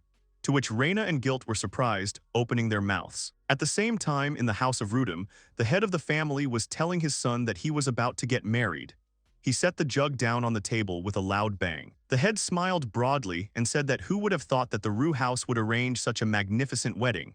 The jug was in front of him. Then the smile faded from his face and he asked Gazlan about what had happened, to which the latter replied that they had guests. They both turned around and saw that Asuta and Ai Fa were standing on the threshold of their house. Gazlan explained that it was about them that Donda Ru was talking. The girl contacted him and said that, having received the recognition of the Ru house, they had the honor to be in their house. She introduced herself and introduced the main character, saying that he was her household member. She said that they would help them with the preparations for the feast. The head of the family clenched his fists and agreed to her words, after which he turned to the girl and welcomed her into his house. After that, he punched in front of him and, glaring angrily, said that his beloved son was having a wedding, so let them not even think about spoiling it. Asuta stood there and could not find something to answer the words of the head. Gazlan turned to him and said that he was sincerely grateful to them for volunteering to help. His father was absolutely right. The son closed his eyes and said that not only they should enjoy this celebration, but everyone, because that's what he wants. Asuta thought about his last sentence. After leaving the house, Ai Fa turned to him and said that she only needed to prepare everything for dusk, when the wedding would begin. To which the main character said that he understood everything and would definitely prepare everything on time. The girl turned to him and, smiling, said that she was thinking that even though he had his own motivation, but just so he knew, she couldn't wait for his cooking. After a while, Asuta began training. There were 3 large pieces of meat on the table in front of him, each with a beautiful cut. There were 3 girls standing near the table and each was carefully looking at the meat. Vina Ru asked him if he had brought 3 different meats. Reina asked if they would make a hamburg out of it, to which the main character said no, this time it's different. He stood in front of the table and, pointing to the meat, said that he would use all 3 pieces in different ways, to which Reina was surprised and asked that all 3 would go. Vina said it sounded interesting. After a while, Ai Fa and Asuta arrived at the wedding venue. In the center, a tall bonfire was surrounded by a fence. One of the heroes told them that this is the place of celebration. The main character enthusiastically said that this was a cool bonfire. How could they even make such a huge one? To which the girl said what he was talking about, now the culprits of the celebration will appear. As if hearing her, the bride and groom, Gazlan Rudum and Ama Asachin, came up to them. The latter was a head shorter than the man with dark hair. Asuta looked at them and thought that Gazlan's father was not in sight. At this time, Ai Fa called out to him. Her face was somewhat tense, and she asked him why he was only looking at the bride because it was rude. To which the main character only asked in surprise. Asuta realized that some kind of incomprehensible situation had happened again, and he might not be well, so he tried to justify himself. At that time, Gazlan's father Dan came up with Donda Ru. The first one, seeing the table, smiled and said that he saw that everything was ready for the feast. The main character, seeing them, got a little nervous. The elders came to the table. In front of them were plates for food, cutlery, and most importantly, hot dishes in pots. The head of Rudum suggested to start feasting. Fried meat was placed on the table in 3 plates, from which smoke was still coming, and there was an incredible aroma. At first, Dan Rudum smiled and said that the wedding should be celebrated smartly. But after he took a closer look at the table, the smile faded from his face. He became very upset and said that something didn't look quite right here. Donda Ru just stood and surveyed the situation. The head began to ask loudly that it was really unclean meat that should be given to Munto, and they were comparing his son to Munto. While people were whispering about what had happened, he asked about who did it and who brought it here. Asuta pressed his hand to his chest and said in a firm tone that it was him. Dan Rudum looked at him and remembered that he was from the Fa house. He told the main character that he knew it was an important holiday and did it anyway, asked if he really thought he could get away with it. But the latter interrupted him and asked him to try these dishes. Dan grabbed Asuta by his clothes and pulled him towards himself, while indignantly asking what he had just said. The latter said that the head was righteous in his anger, however, he prepared it by thinking about his son's words that everyone should enjoy. The head of Rudum let him go and asked if Gazlan had really said that. The latter said that yes, he talked about it, then the father slapped his stomach. After that, he turned to the main character and said that if it turned out to be worse than what Munto was eating, then they would pay him in full right here. Ai Fa lowered her head and grabbed Amuta's sleeve, visibly nervous. The latter was standing and his heart was beating violently. Dan asked them if they understood everything, the people from the Fa house. Reina wanted to speak out in defense of her friends, but Remy pulled her skirt and asked her not to do anything. At this time, the head grabbed one piece of meat and began to bring it to his mouth. He chewed it for a long time and then took another piece and another piece, so that the plates in front of him were empty. Looking at him, the main character was very surprised that he ate all 3 pieces of meat in one sitting. At the same moment, Dan turned to him. A big smile lit up his face. He said that he really liked the 3rd version of meat, so he asked for more. AI Fa and Asuta only thought that he had quickly changed his mind. The main character did not immediately comply with his request, because he was thinking, so Dan shouted for him to bring it to him faster, to which the latter said that he understood and abruptly ran for meat. Donda turned to the head. He asked the latter if he was really telling the truth now, to which Dan looked at him in surprise and said yes. A new portion was placed in front of the head, and he smiled, turned to Donda and told him to try it himself because it wouldn't take long. The latter just thought about it and said that's how it was. Dan Rudum shouted to everyone that they were now returning to the fun.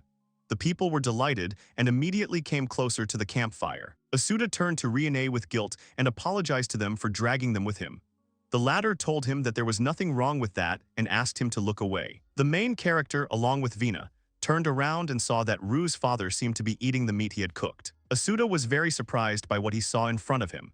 Donda Ru, feeling that he was being watched, turned around while continuing to chew a piece of meat. The main character froze in one place, holding a plate of hot food in each hand. He looked at Dong Ru and thought about the fact that he had touched his cooking. The latter, noticing that he was being watched, turned around and asked why this kid was looking at him. Asuta placed a plate of food in front of him, after which he said that this time he was just silently eating his cooking. To which Donda Ru looked at him in surprise and asked him with displeasure. Asuta immediately felt goosebumps all over his body from his look and voice. He turned around and said over his shoulder that he hadn't said anything, apologized for interrupting his meal. To which Papa Ru said that it was because his food was not poison. The main character turned over his shoulder as he did not understand what he said. Donda explained that because this time his meat is not poison. Asuta's cheeks turned red and her eyes opened wide in embarrassment after such words addressed to her. He thought again that his meat was not poison. He turned completely to Dond Ru and wanted to ask him a question. But then Remy called out to him and asked if she needed to bring something. Papa Ru explained with the most serious look that he is a hunter and he hunts jibe. And that's how he lives. And of course he has to worry not only about himself, but also to protect those who cannot hunt.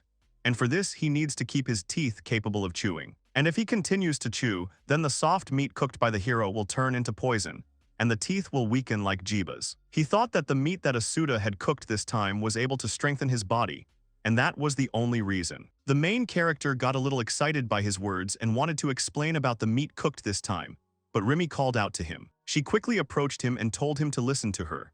But he smiled sweetly, held out his hand in front of him, and apologizing, asked her to wait a little bit. After that, he turned back to Donda and said that he had only brought meat today. He explained what the 3 types of meat that were on the table today were: hard legs, soft thighs, and medium-hard meat between the shoulder blades. He can't chew the dried meat served at Fa's house for breakfast, but hunters who are used to such food will like legs. On the contrary, Remy Ru, for example, likes thighs or meat between the shoulder blades more. Donda Ru interrupted his words and, looking him straight in the eyes, asked him why he was doing this. Because food was only to support the body. Asuta explained that there is no special reason, he is a cook, and when many different people gather together and eat, he wants everyone to like it as much as possible. Papa Ru chuckled and said that he understood what his pride was. He gave him a blessing for this feast and clarified that it was only for him, after which he handed him a part of the necklace. The main character accepted it and was embarrassed. Remy Ru immediately ran into him from behind and knocked him down. She told him not to forget about her. They began to fall together. Vina said that she was so bold. She was entrusted to be the keeper of the hearth, so that's how she cheered up. Remy, not listening to her, asked Asuta if she needed to continue frying meat or if she could eat it because she was trying so hard. Reina asked if he was okay. Donda Ru, looking at the picture unfolding in front of him with incomprehension in his eyes, asked them what it all meant. Asuta, lifting his head off the floor, said that this time he only brought meat and offered the women from the Ru house his ideas. The keepers of the hearth were his daughters. They asked if he hadn't noticed, and Remy, holding up her hand, said that she had tried. The main character explained that he thinks it will be served in the Ru family for dinner. He got up from the floor, dusted himself off, and continued his speech. He believes that when Jiba Ru, then he saw the face of the eldest woman from the family, and also Rudo Ru. An image of this funny man immediately appeared in his head, who was eating food with great appetite. And the elderly and children, men and women, all enjoy dinner together. This is the most important time for the family. Dondaru lowered his eyes and thought about his words.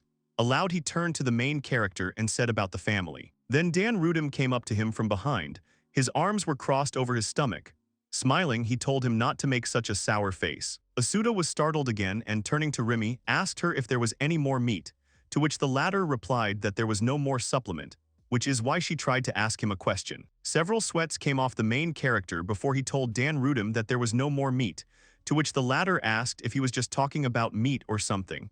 Asuta replied in the negative, but he thought to himself that he thought he would ask. The head of the Rudum family turned around to return to the place of celebration, and then turned to the heroes and told them to go to feast, to which Asuta replied positively. After that, Dan Rudum turned to Dond Ru and with a grin and said that he had a conversation with him, to which the latter asked about what kind of conversation it was. After a while, Asuta and Ai Fa were sitting on the ground and eating.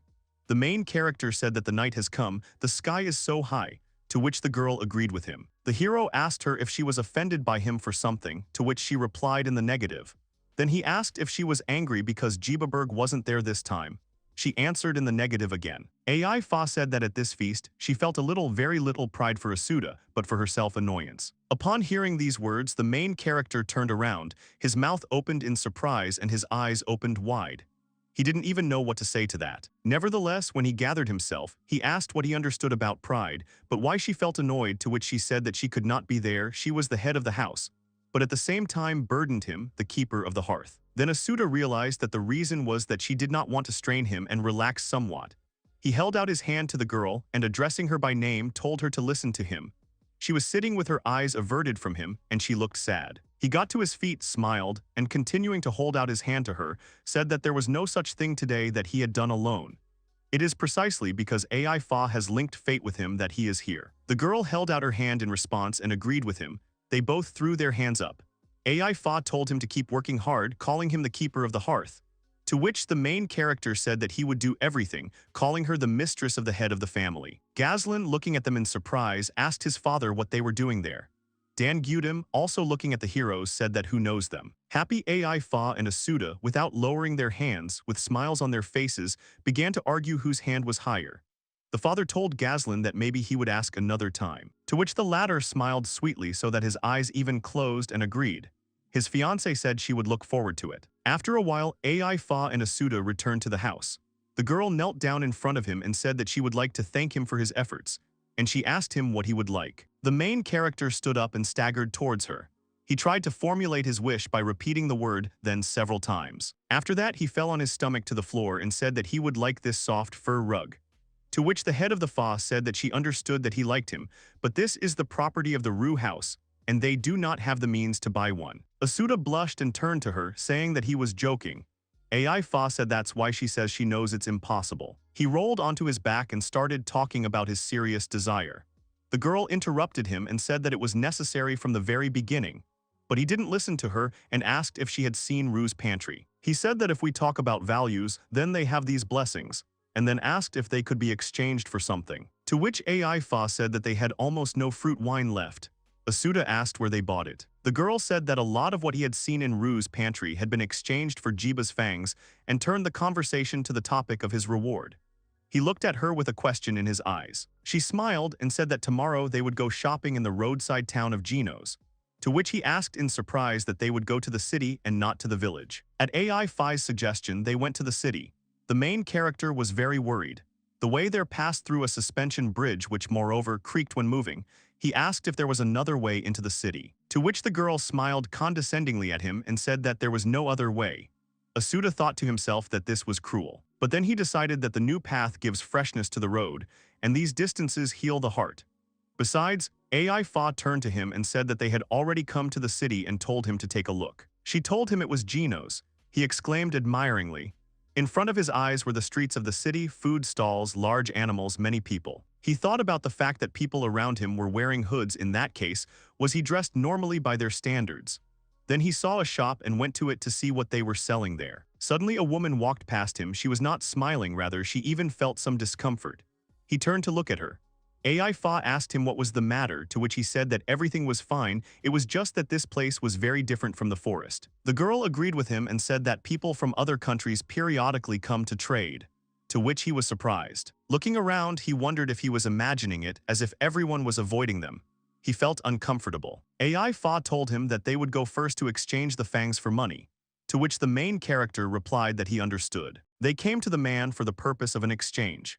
He turned away from them and somewhere to the side without looking at them, said that if they needed to change the fangs of the jibe, then they had to wait. The main character, looking at him, made a displeased face and thought that this man was some kind of bad person. He tried to contact AI Fee, but she, having received the coins, said that now they had something to buy. He agreed with her but thought to himself about how fast he was. He said they would buy a lot, to which she apologized and said she didn't have much. Then they bought the necessary things and products that he wanted. They approached different shops and the sellers were very nervous when they saw them. But AI Fa didn't pay any attention to them, enjoying her shopping. In the end, the girl, holding a large bag in her hands, said that she had bought everything. Asuta, standing next to him, also holding a bag over his shoulders, said that they had bought so much. She said she had some more coins left and asked if she needed to buy anything else. The main character agreed and, seeing another shop, exclaimed. When he saw that they were manta rays, he asked if they really sold food there and offered to buy it before going home. He said he wanted to eat something he hadn't cooked. She said she wasn't a fan of sweets, but she could buy them. AI Fa smiled broadly, closing her eyes, and told him that it was fine, they could buy food, to which he happily thanked her. He came up, still holding the bag behind his back, and looking at the food, politely asked the seller for 2 pieces of manta rays. The man first smiled at him and said that now he would give them everything, and then, realizing who was standing in front of him, he called them jibbagers. Then he said that he understood their order. They needed 2 mantas from Kimusa. I asked them to leave the money on the board. Asuta was surprised to think about the word jibbagers. AI Fa took the manta rays from the seller, kept one of them for herself, and handed the other to the main character and told him to hold his manta ray. He took another hot meal in his hand. His lips began to tremble as if he was about to cry. The girl asked him why he was so sad. The main character said that everything was fine, he just didn't understand something. To which she asked him what it was, maybe he didn't like Kimusa meat. After that, she bit into a piece of manta ray and asked if it really seemed strange to him that Jibbager was eating Kimusa meat. The people of the forest region, who hunt the wild beast Jiba and earn coins from hunting it, they consider savages because they are very far from such a thing as hunting, despite the fact that they protect these people with this hunt. But the latter do not think so but are only wary of the Jibbagers. After her story, she turned to Asuta. She asked the main character if he liked these people or if it seemed to her. He was surprised by her question, finished his mant and said that no, he did not like them. AI Fa smiled at him and said that she couldn't stand the residents of the stone capital either, and it was mutual. They're tired of talking about their money. They walked slowly towards the house. The girl asked him how mantas from Kimusa tasted to him, to which he swallowed. After that, he turned his hand into a fist and said decisively that his cooking was much better than this food. AI Fa turned to look at him and admired his spirit. The girl said that she thought so too, but did not have time to finish, because at that time there was some noise behind them. And the man shouted at someone, asking what was wrong with that person. Asuta turned around and saw that this man was the first Diga-san he had met in the forest. The latter put his foot in front of him and, bending over the girl, told her to look at her feet. People began to crowd around them. Someone asked him if he knew that you can't swear here. The other one said to call the guards.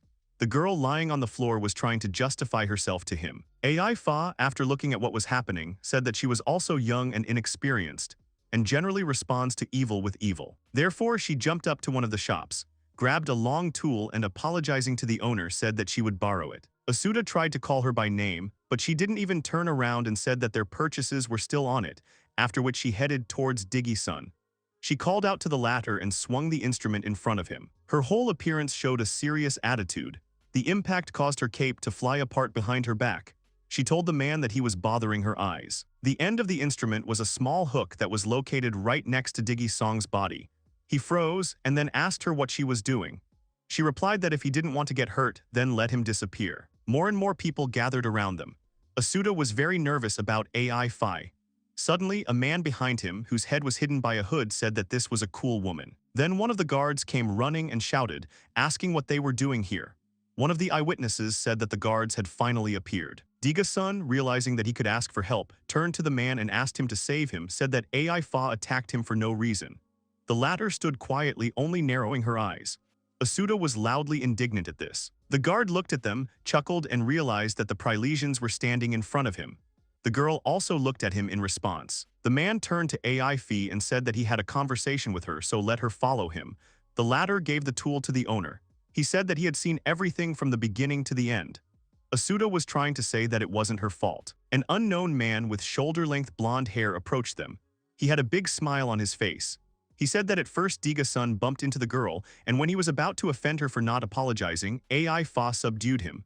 The girl confirmed it. The guard, after listening to this, concluded that there was no fight. After that, he turned to the passers-by and told them to disperse. The shopkeeper did not take the instrument himself, so AI Fa came over and put it down herself, saying that she had returned it. He only exclaimed in fright. Asuta called out to her. The latter ran up to her and asked about the man who stood up for them. She said that yes, he needed to be thanked. Then this man abruptly appeared in front of them, still smiling. He said that he didn't need to be thanked. Asuta was very surprised when he managed to approach. AI Fa, looking at him, tried to deny it, but he said that he needed to hurry as he still had things to do. He raised his right arm and left leg up, as if he was preparing to run, and still smiling broadly, thanked him for the interesting sight. Then he turned around and left them. It felt like the air was glowing around him. AI Fa and Asuta looked after him with incomprehension. The girl just grinned and said that he gracefully said goodbye to them. After a while, they headed home. The girl turned to the main character and said that he seemed to be very tired today. The latter was very tired. He said that it was all because the suspension bridge was very shaky. AI Fa overtook him a little and suggested that they cook dinner faster and then rest. As she approached the house, she noticed that someone was standing near it. He asked if they had visitors. Gazlan, Rudam, and Asut were standing near the house. He said that they were waiting for them, and then added that he had a request to the Fa house. Gazlan and Asut continued to stand outside their house. AI Fa and the main character stood still without taking a step. The latter only asked in surprise. He clarified whether they were newlyweds from the house of Rudam, but no one answered him. The girl asked them what their business was. The man said they came with a request. Together they entered the house and sat down on the floor opposite each other. Gazlan said they were very impressed with their cooking at the wedding feast. He closed his eyes and said that he really asked them to be the keepers of the hearth at the wedding itself, too. Asuta became nervous and thought that they were really asking him to do this. Gazlan explained that it is expected that there will be about 100 people at this feast, and apologized for asking them so suddenly. He asked them if they agreed with his proposal. The main character grabbed his trousers and squeezed them. He was nervous. Asuta thought to himself that it turns out they recognized him as a cook. AI Fa looked at him. He said that of course he was very happy, but whether he should participate in such an important ceremony, he had never cooked for hundreds of people before. But he asked them if he could have a few days to prepare. He also said that he wanted to see if he could fully meet their expectations, find out what, from what and where to cook. Gazlan and Asut exchanged glances, after which they said that they hoped that he would agree to their proposal, after which they said goodbye to them. Asuta stood on the threshold of the house and watched the guests walk away from them. He thought about what he had told them, but how big the kitchen was, how much food he needed, and he would probably need helpers. AI Fa called him. She told him very quietly that she was very proud of him. There was silence around, but the main character still asked her if she had said something, and then apologized to her and explained that he had not heard anything. AI Fa turned to him and said that he was pulling too much on himself alone.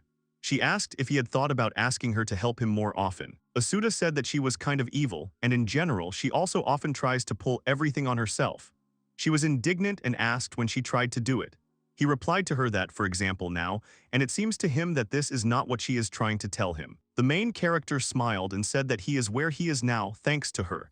She accepted him, knowing nothing and not understanding anything. AI Fa was embarrassed at his words and her cheeks turned red. In order not to show her embarrassment, she turned away and said that he had achieved recognition on his own. He apologized again and told her that he hadn't heard her. She replied that people see more value in his cooking than he does. Her face became serious. She put her hand in front of her and told the main character to believe in himself. Asuta turned to her, looked at her, then smiled and thanked her. She looked into his eyes in response. After a while, they settled down on the floor of the house to think about the upcoming feast. The main character said that when you cook for 100 people, it's better to have a list where it says how much and what you need. There are just all sorts of things from the market. He held up the first product in front of him and asked the girl if it would go well. She replied that she did not know. Then he showed her another product and she replied again that she did not know. When he was going to show another one, she said in advance that she did not know. The main character remembered that AI Fa had never known what was delicious.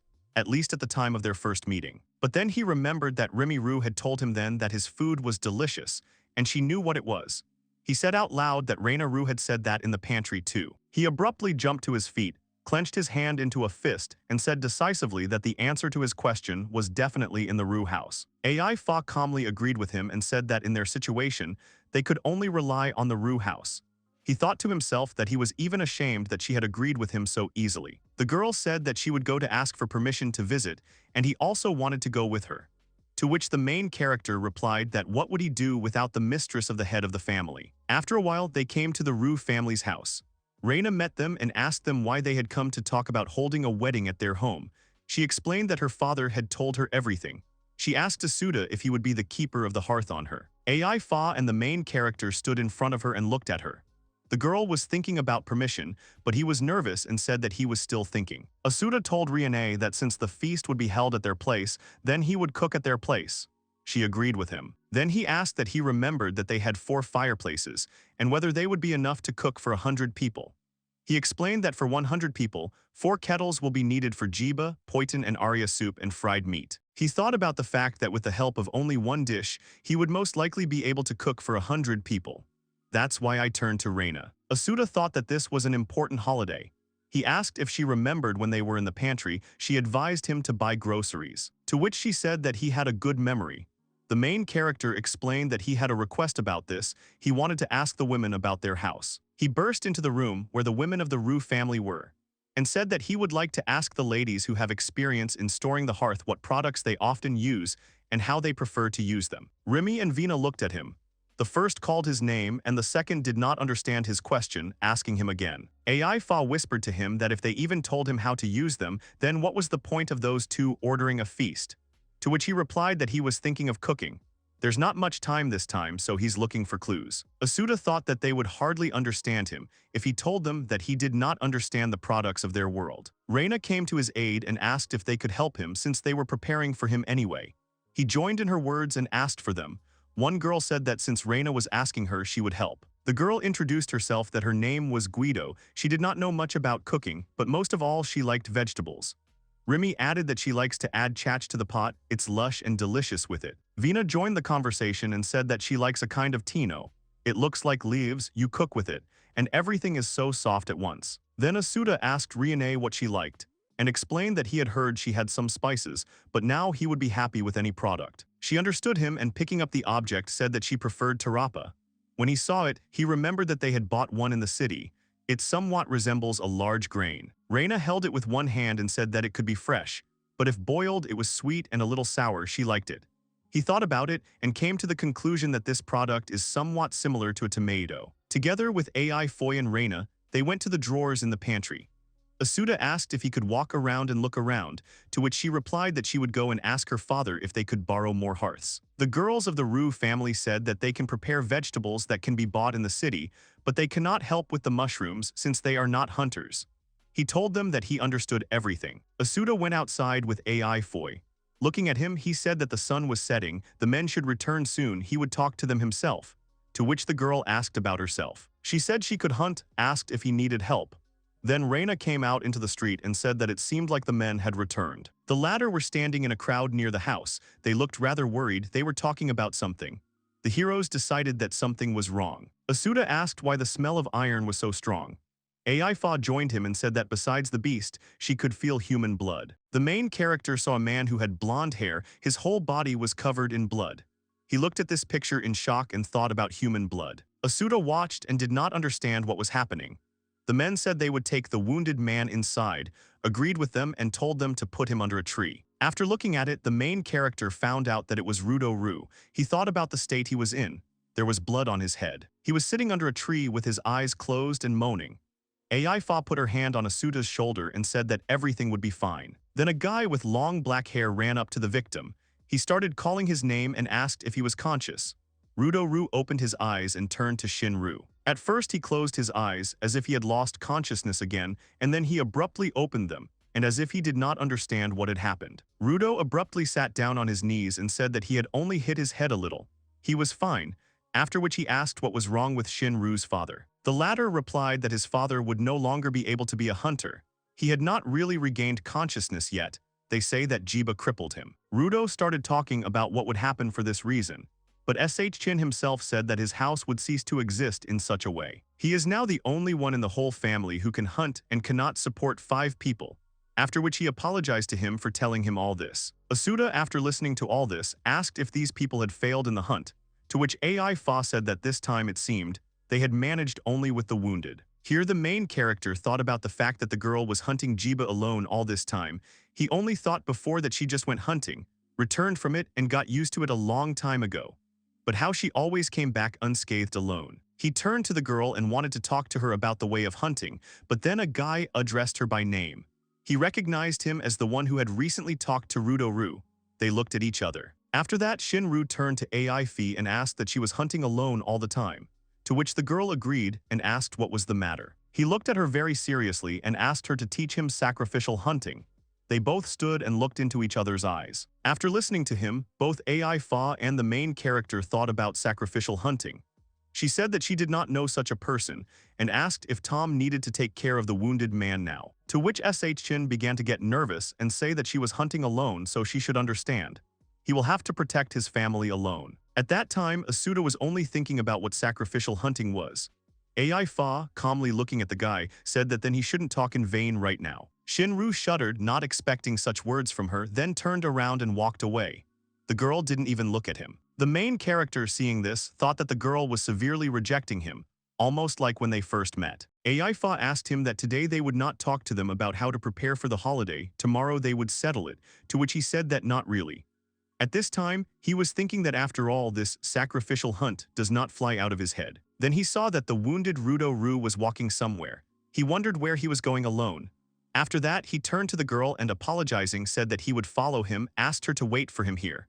She agreed. Asuta approached the guy and putting his hand on his shoulders for support, asked why he was bleeding and how his condition was in general. He was surprised and called him by name.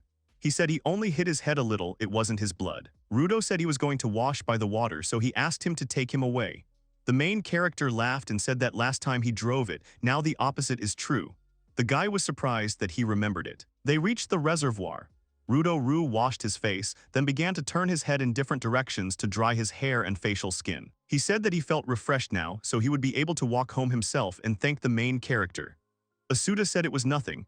He thought that while Fi was not around, he might ask something. The main character turned to Rudo and asked in a whisper if he knew such a way of hunting as sacrificial hunting, to which the latter looked at him in shock, and then asked him again. Rudo-ru told him not to run away and then asked what he was going to do when he found out, to which Asuta waved off and said that it was not for him.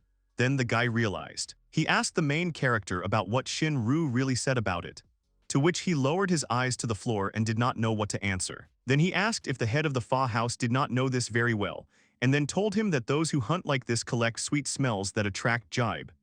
Asuta remembered that it was that sweet smell when they first met. Rudo-ru said that, however, it was just a guess, to which the main character emotionally asked him to tell. He explained that Fa stubbornly denied everything, said that she did not know anything, and she talked to Shinru so that he would get rid of her as soon as possible. Rudo explained that he himself did not really know about sacrificial hunting, it was a very old way. The hunter purposely catches the smells that attract Jiba, becomes a Primarch himself and lures such an excited Shiba to himself. That's such a hunt. The main character looked away and visibly nervous said that it was dangerous, to which Rudo-ru said not to misunderstand him. They, the hunters, hunt with pride to protect their families. Therefore, he asked not to worry about the hunter who is trying to protect his family, be proud of him, even if he uses sacrificial hunting. He immediately remembered Donda-ru's words that women cannot hunt, so they are given amulets, that soft meat is poisoned for him, and remembered that all this is done for the sake of the family. After that, he remembered that Gazlan and his fiancée Asut had actually asked him for help. He apologized to Oru and told him that he had run, asked him to try to walk himself, to which he replied that he had said that he was fine. Asuta abruptly ran, thinking that now he understood the meaning of hunting. The main character ran to Fi. She called his name and asked him what had happened that he had been walking for so long. But he walked past her and thanking her for trying not to upset him, said he would go and talk to the men. The girl just turned to look at him and looked after him with incomprehension in her eyes.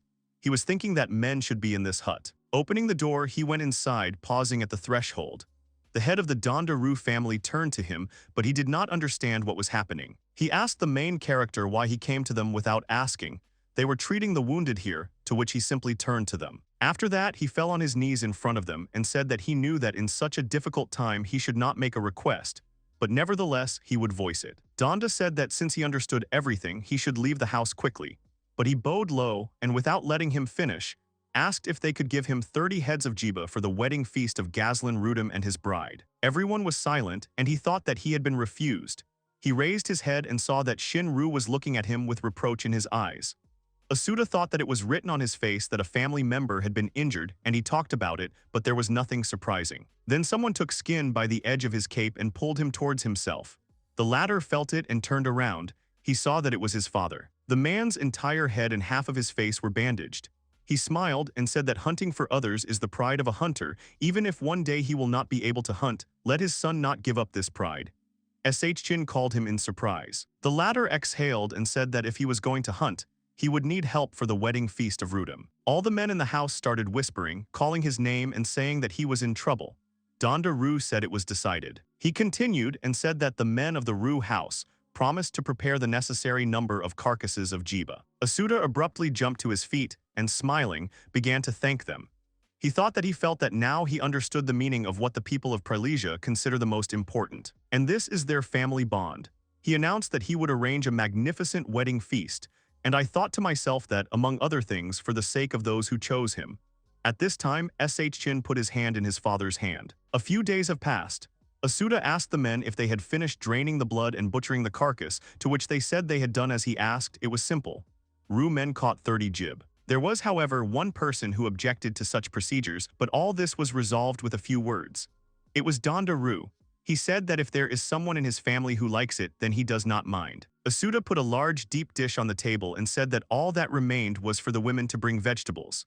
At that time, Rimi came running to him, who called his name, and then smiled and told him to look. She turned and pointed with her hands at the women behind her. She said they went to the city to get his groceries. The girl stood holding bags of groceries in her hands and turned to the girl to help them. He put the purchased products in the dishes and thought that there were about 100 people here, so it was just great. Asuta turned to the girls and asked them very much to help him in time for the feast. Rimi approached him and said that she had not used parada before, asked him what he was going to do with so much, to which he replied that he had just come up with a new menu. Fa intruded into their conversation and asked what was going on, if the men were talking about something there. At this time, Asuta saw that Fa was looking at something carefully. He asked her what had happened, to which she said without turning around that the people of the Song House were there. I asked them what they were doing here. Upon hearing the name, the main character thought about it, and remembered a not very pleasant man who was holding a jug with a drink in his hands. He immediately went up to Fa and asked if these were the same people. They were not invited here, so why did they come here really to fight? To which she said she didn't know, she was going to go and take a look, and asked him to stay put. He looked after her with incomprehension. The men threw the carcass of the animal on the floor. They said that they had brought a congratulatory gift to the Ru family, to which Donda-ru asked them again. He looked towards the gift and asked with anger in his voice if they really called it a gift. Diga-sun said that there was an urgent conversation, so they couldn't prepare the gift any better, to which Papa Ru said that no one had invited them here. He pointed at the animal and told them to get rid of this gift, since this abomination cannot be left here. Then Donda looked aggressively at the guests, and told them to be kind and go back where they came from before his anger reached its limit. Diga was surprised by his words and asked if the Ru were opposed to their house, to which Papa Ru replied that they just want to calmly continue preparing for the wedding, and they are in their way. The two families stood in front of each other, while the Song family was very relaxed, even smiling, while the Ru family was very unhappy. Fa came out and wanted to go and find out what happened, but Asuta beat her to it. The main character came forward, and without looking back, walked past the girl towards the men talking to each other. He heard Diga-song smirking and saying that it was all because they were having a feast and they hadn't even bothered to invite them. To which Asuta turned to him and asked if they really wanted to ruin everything here. The latter turned around and looked at him questioningly. The main character asked if he did it, to which he asked what would happen if it was him, and in general who he was. It seems he had seen him somewhere. Asuta came close to him and, grabbing him by the clothes, asked if they understood what they had done, and they were also called Prilesians. Diga-sun told him to shut up, after which he hit him in the face with all his might, from which the main character flew to the side. He crashed into an overturned table and landed right on the ground. Asuta thought about the fact that the representatives of the Song family had knocked down the meat that the Ru men had tried so hard to divide for the feast. He got up and walked back to the men on shaky legs. The main character grabbed Diga's clothes again. With anger in his eyes, he looked at him and told him to apologize to the Ru family, to which Asuta was hit again, only now in the stomach. The latter began to fall to the ground. Aifa called out his name and started running towards him to soften the fall, but then Donda Ru held him by the shoulders. The main character looked at him questioningly, but Dad, without taking his eyes off, was looking at the Song family. He pushed Asuta aside and told him to step back. The latter continued to be surprised by the actions of the head of the family. Diga-san said that this main character is not a good person, and he is the one who should apologize. To which Donda Ru said that he was a guest at their family's house. To which Diga was indignant and said that then he should apologize all the more. But the head of the Song family addressed him by name, thus stopping him. After that, he said that if he continued to bother him with his rudeness, he would take it as a declaration of war against the House of Ru, and then asked if he understood. Diga Song was scared by his words. The second man called his name questioningly. Diga turned around and told Made to follow him and take the jiba he had brought with him. To which the latter began to resent, saying that he had carried her here so much. Mida slung the carcass over his shoulders and followed Diga-san. The latter was very angry. At the same time, Aifa turned around and ran towards Asuta. She ran home and saw that he was fine. He was already doing the dishes. He handed one of the family members the product on a piece of cloth and said that it needed to be cut off a little and it would be fine, to which he was asked if it would come out a little. Aifa looked at it in shock. Someone asked Asuta what to do with this product, to which he said that everything was fine, ready to use. The main character smiled and said that if there was a shortage, they would slightly change the dish, he would come up with something. He will not let their efforts to make a wonderful feast go to waste. While Aifa was looking at Asuta, Donda Ru called out to her. He said about her hearthkeeper, to which she asked what happened. He expressed the opinion that perhaps he had injured himself somewhere. The girl began to get very nervous. She asked Donda if he really felt something when he caught him, to which he replied that either because of his leg or because of a bruised back his axis was shifted. He offered to look at him from behind. Aifa was upset and said it was her fault. But Donda began to deny her guilt and said that if Diga-san had seen her, then everything would have become even worse, since she had been at odds with Sanami for a long time. It was good that she did not come up. He continued that Asuta is simply not one of their people, understands what a wedding means to them, what is needed from him, and did not stay away. He thinks that one day he will become a good keeper of the hearth. Aifa looked at the main character and apologized to him for coming to her senses late, asked if she could help in any way, to which he replied that she could clean up the hair of the jiba here. There were vegetables on the table in front of them. Asuta turned to the girls and said that they were starting to cook. This time he wants to cook a new dish with them. They listened to him attentively. He said that before that they had always cooked jiba soup with poitin, but now they would add lightly toasted vegetables and reduce the fried meat. And picking up the tarapa, he smiled and said that he wanted to make a new soup with this vegetable. To which Reina asked him again with anticipation, and Guido said that her face was shining with happiness. Preparations for the feast are slowly progressing. A grass-colored tower made of logs is being erected. The wedding feast begins. A plate of hot soup was placed on the table. Asuta told them to see the dish of the new wedding menu. To which Vina Ru asked if this red soup was made from jiba. To which Reina sniffed and said that this smell reminded her of something. She was delighted and assumed that the main ingredient of the soup was tarapa. To which he smiled and said that she had hit the nail on the head. He immediately remembered how she had talked about the taste of the vegetable, and when he heard it from Reina, he realized that tarapa was something like a cabbage-shaped tomato. He mashed it and the remaining fruits turned out to be a good tomato soup. It's a wedding, so the dishes should be colorful. Indeed, some of the dishes on the table were white, some were brown. The main character offered to show the guests their dishes, to which they agreed. He was setting the table when Dan Rudum said he was waiting for his roast meat. Therefore, he said that he would bring him more. He handed the plate to Jibaru and said it was tarap soup. He hoped she would like it, to which she said that even her teeth could handle tarapa. Aifa called out to him and said it was starting. Asuta turned around and saw Gazlan with his bride. They were wearing beautiful white robes that were breathtaking. He thought it was illuminated by the light of the sunset and the light of the campfire, and said out loud that it was a magical sight. He had never even seen such a picture in Japan. There is something mystical about it. Asuta pouted, crossed his arms over his chest, and apologized to his dad and friends for what seemed to be a small benefit in his death. Aifa asked what he was carrying at all, after which she pointed her finger and told him to look at it. Leoli stood not far from the fire, forming a semicircle. She said that the ceremony would end soon and they would walk in front of them again. The main character stood with his eyes wide open and looked at the bride and groom passing by. They smiled at him very sweetly, to which he did the same in response. He thought it would be enough for him if everyone just liked his banquet. Then Aifa pulled him out of his thoughts. He got scared. She said the feast had already begun, so he needed to go, to which he asked if she would go. The girl looked at him seriously and then said that she needed to change her clothes, so let him go alone. He looked at her blankly and asked again. He thought to himself about what it meant that she needed to change her clothes. She became embarrassed and started shouting at him to go to the feast faster, to which he became nervous, agreed with her, and then turned around to go. He looked around and, surprised, realized that he had not seen any other women. Dan Rudum called him by name. The latter held out a plate and told Asuta to add meat to it, to which, as he took the plate, he thought that this was how he imagined it.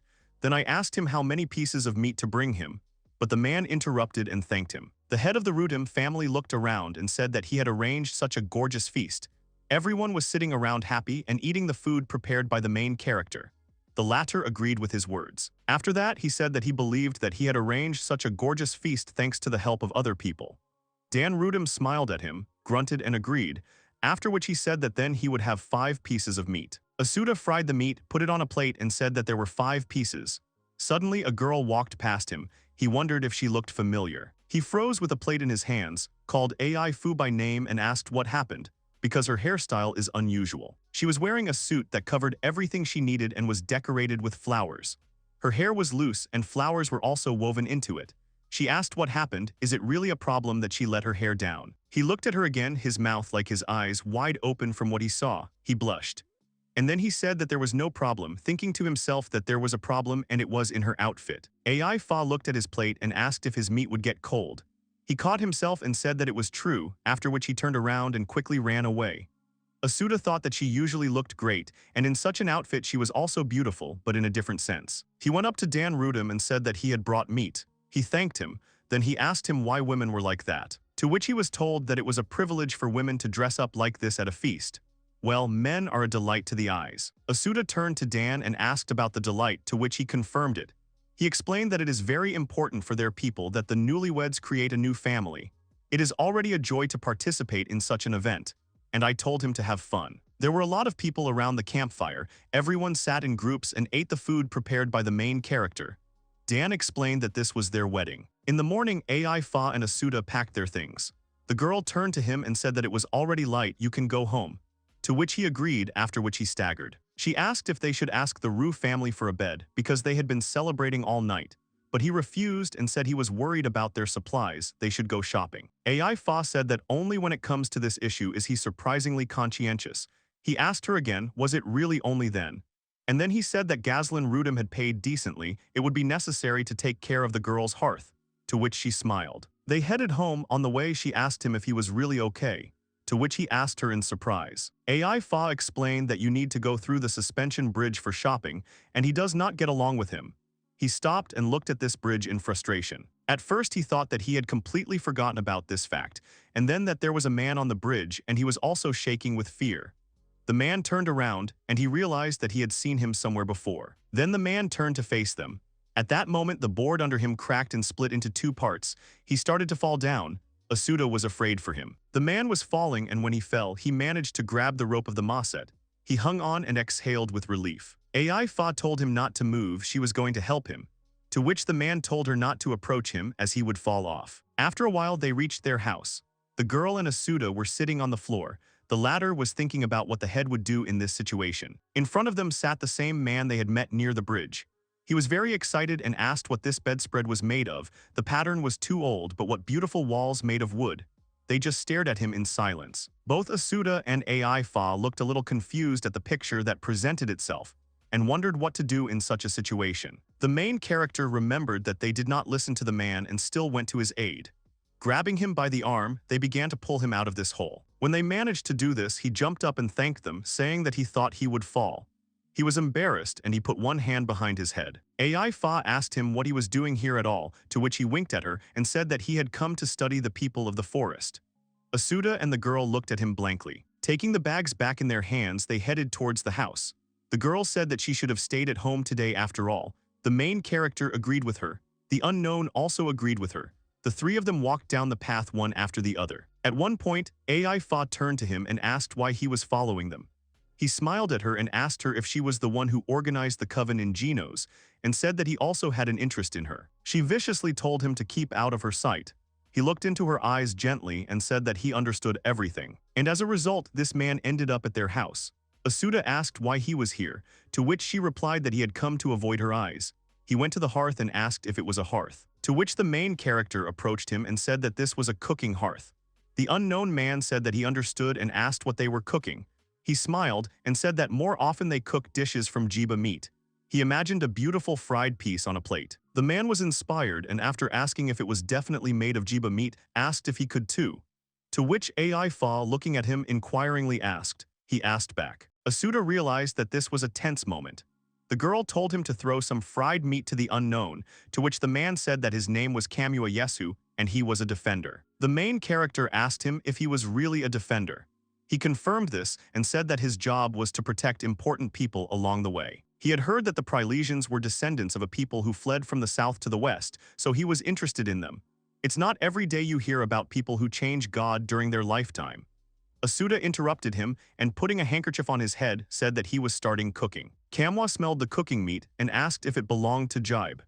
He said that he, a man from the people of the western capital, had the honor to taste this masterpiece for the first time today. Asuta put a plate with a ready piece of meat on his hand and told him that it would cool down.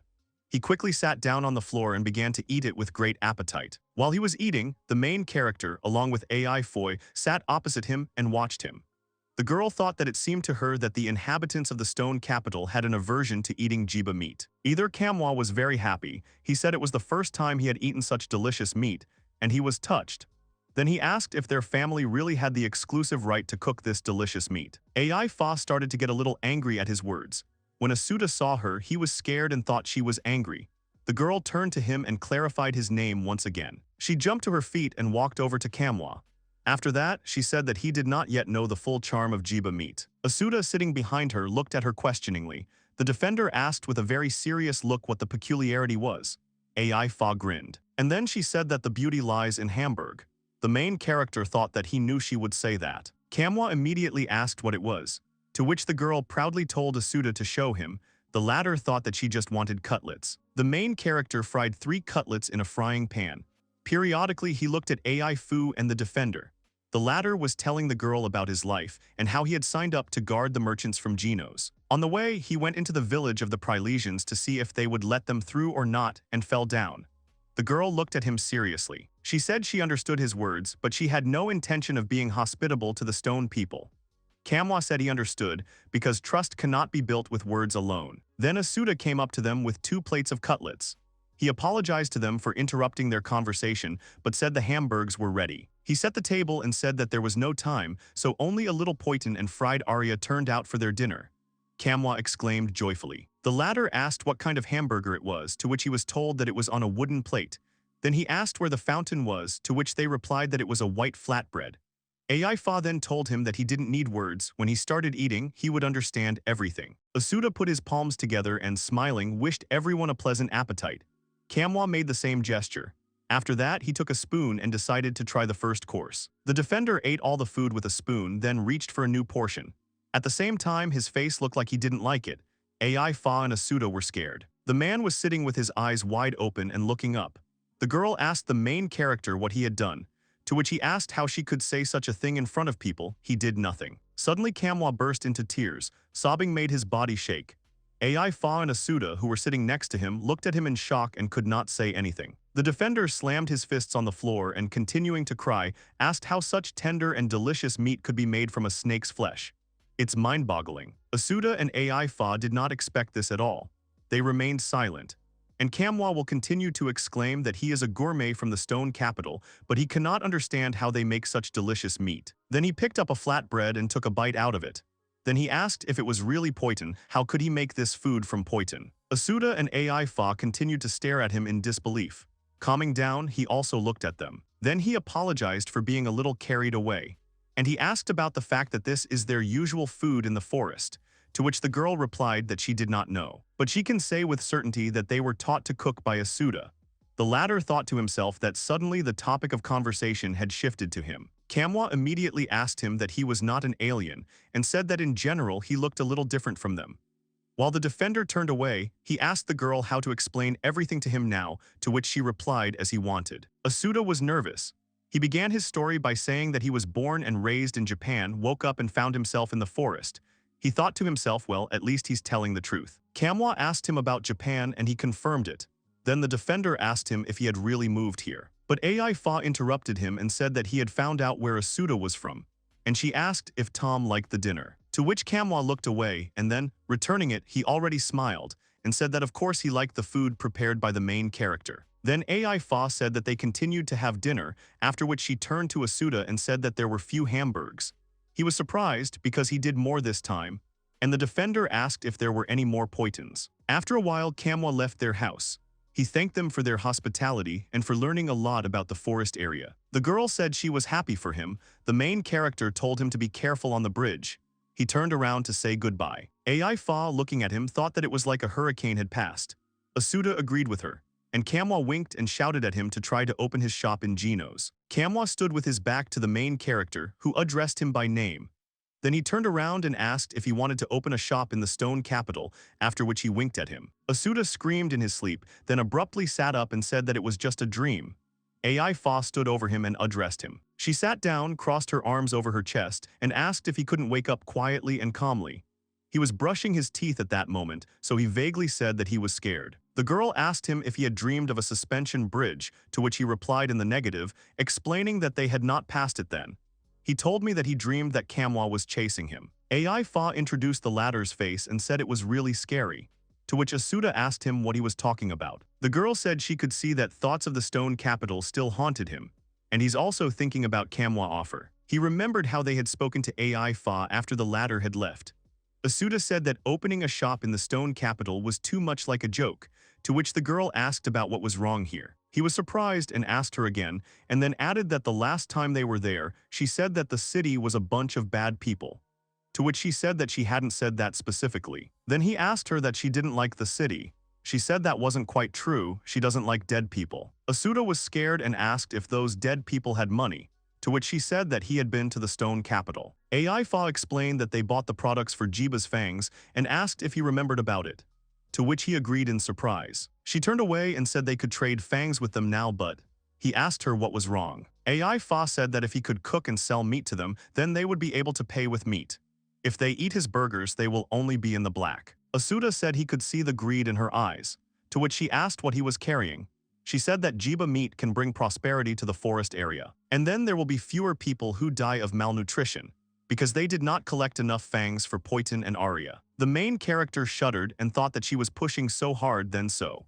He apologized to her and said he wanted to hear the opinions of other aliens. After a while, he asked others, and Goslin Rudim told him the same thing, although he told the latter that then they would call him Jibedger in the stone capital. AI Fa told him that he was stubborn, and then asked if they would go to the city, to which he asked in order to meet with Kamwa and explained that he said he would be there at the hotel if he crossed the bridge in one piece. After a while they came to the city. Asuta was surprised that they had done it after all, and the girl said that since they came, he could study the passersby. He thought about the fact that people here are of all different skin colors, but their faces are still unhappy. Some of them have a completely indifferent expression on their faces. Asuta wondered if he would be able to sell dishes made from Jiba meat. Then I thought that they say that the opposite of sympathy is indifference. After all, if there is not a single shop near the forest. But then AI Fa interrupted him and said that's it. The main character did not have time to switch from his thoughts, so he asked if she was really talking about the Priless shop, to which she asked him what he was talking about. She took him to the building and said that she was talking about the hotel where Kamwa was staying. It was called Kamwa Tale. Asuta got nervous, turned around and asked over his back if they could go home. But AI Fa replied with a categorical refusal. She said that they had reached it. If they came back, it would be a waste of time. He tried to whine, but she told him to make a decision here and now. The main character opened the door to the hotel. Then a blonde boy greeted him and asked if his name was by any chance Asuta, to which he replied that it was and then asked the boy's name. The man looked at him and hesitantly apologized. He said his name was Wreath and he was Kamwa apprentice. Asuta thought about who he was and said out loud that he felt sorry for him. The boy asked again, but he replied that he had not said anything. Wreath escorted them to the stairs and told them that the defender was on the second floor and asked if they would deign to go with him, to which Asuta agreed. Then the boy shouted to Manhwa that a guest had come to him. The apprentice sighed and said that guests from the forest had come to him, and then said that he would take them to his room, after which he addressed them by name. Wreath walked with a smile on his face and said that he was most likely asleep, to which Asuta asked, well, they won't wake him up. But Ai Fa was pushing him under the back from behind and telling him to go. The boy opened the door to his room and calling him by name said that he had guests. In the room, the lower half of a man's body was lying on a table. Asuta, seeing this, shuddered and mumbled. He thought he was dead. Ai Fa made a displeased expression and said that it was a disgusting sleeping position. Wreath shook his body and told him to wake up, as guests from the forest had come to him and asked him to pull himself together. The main character wondered if he could pull himself together. Then Manhwa stirred and asked if Asuta and Ai Fa had really come to him. Then he put his head back and sniffed. Wreath grabbed him by the arms and began to pull, while telling him to stop lying around since there were guests in front of him. The main character looked at the girl and hopefully into her eyes asked if they could go home. A few moments later, he heard Manhwa calling his name. He turned abruptly. He told them to start discussing the case already. After a while, Asuta met with Manhwa.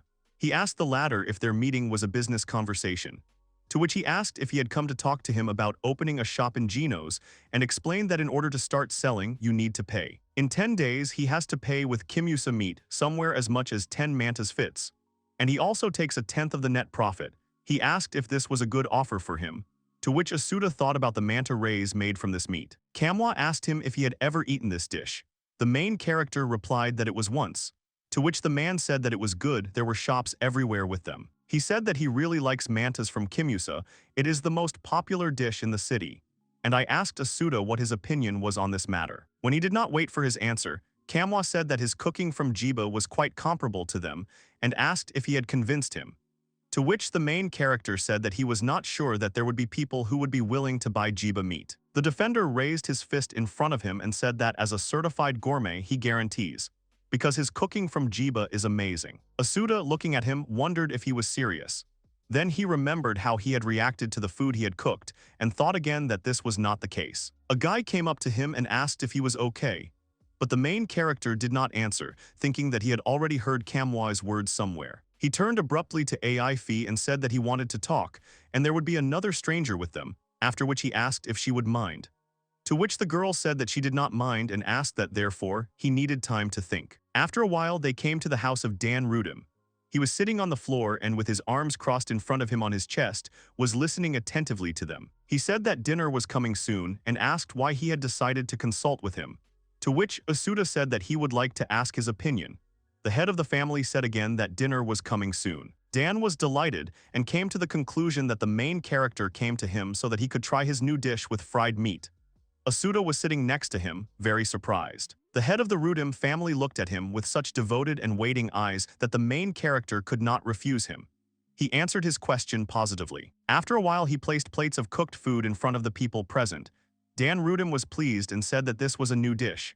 But Asuta said no, it's the same dish. After that, everyone wished each other a pleasant appetite and then began to eat in silence. Looking at this, he tried to remember why he was here. Ai Fa, who was sitting next to him, grabbed his clothes and pulled a little to get his attention.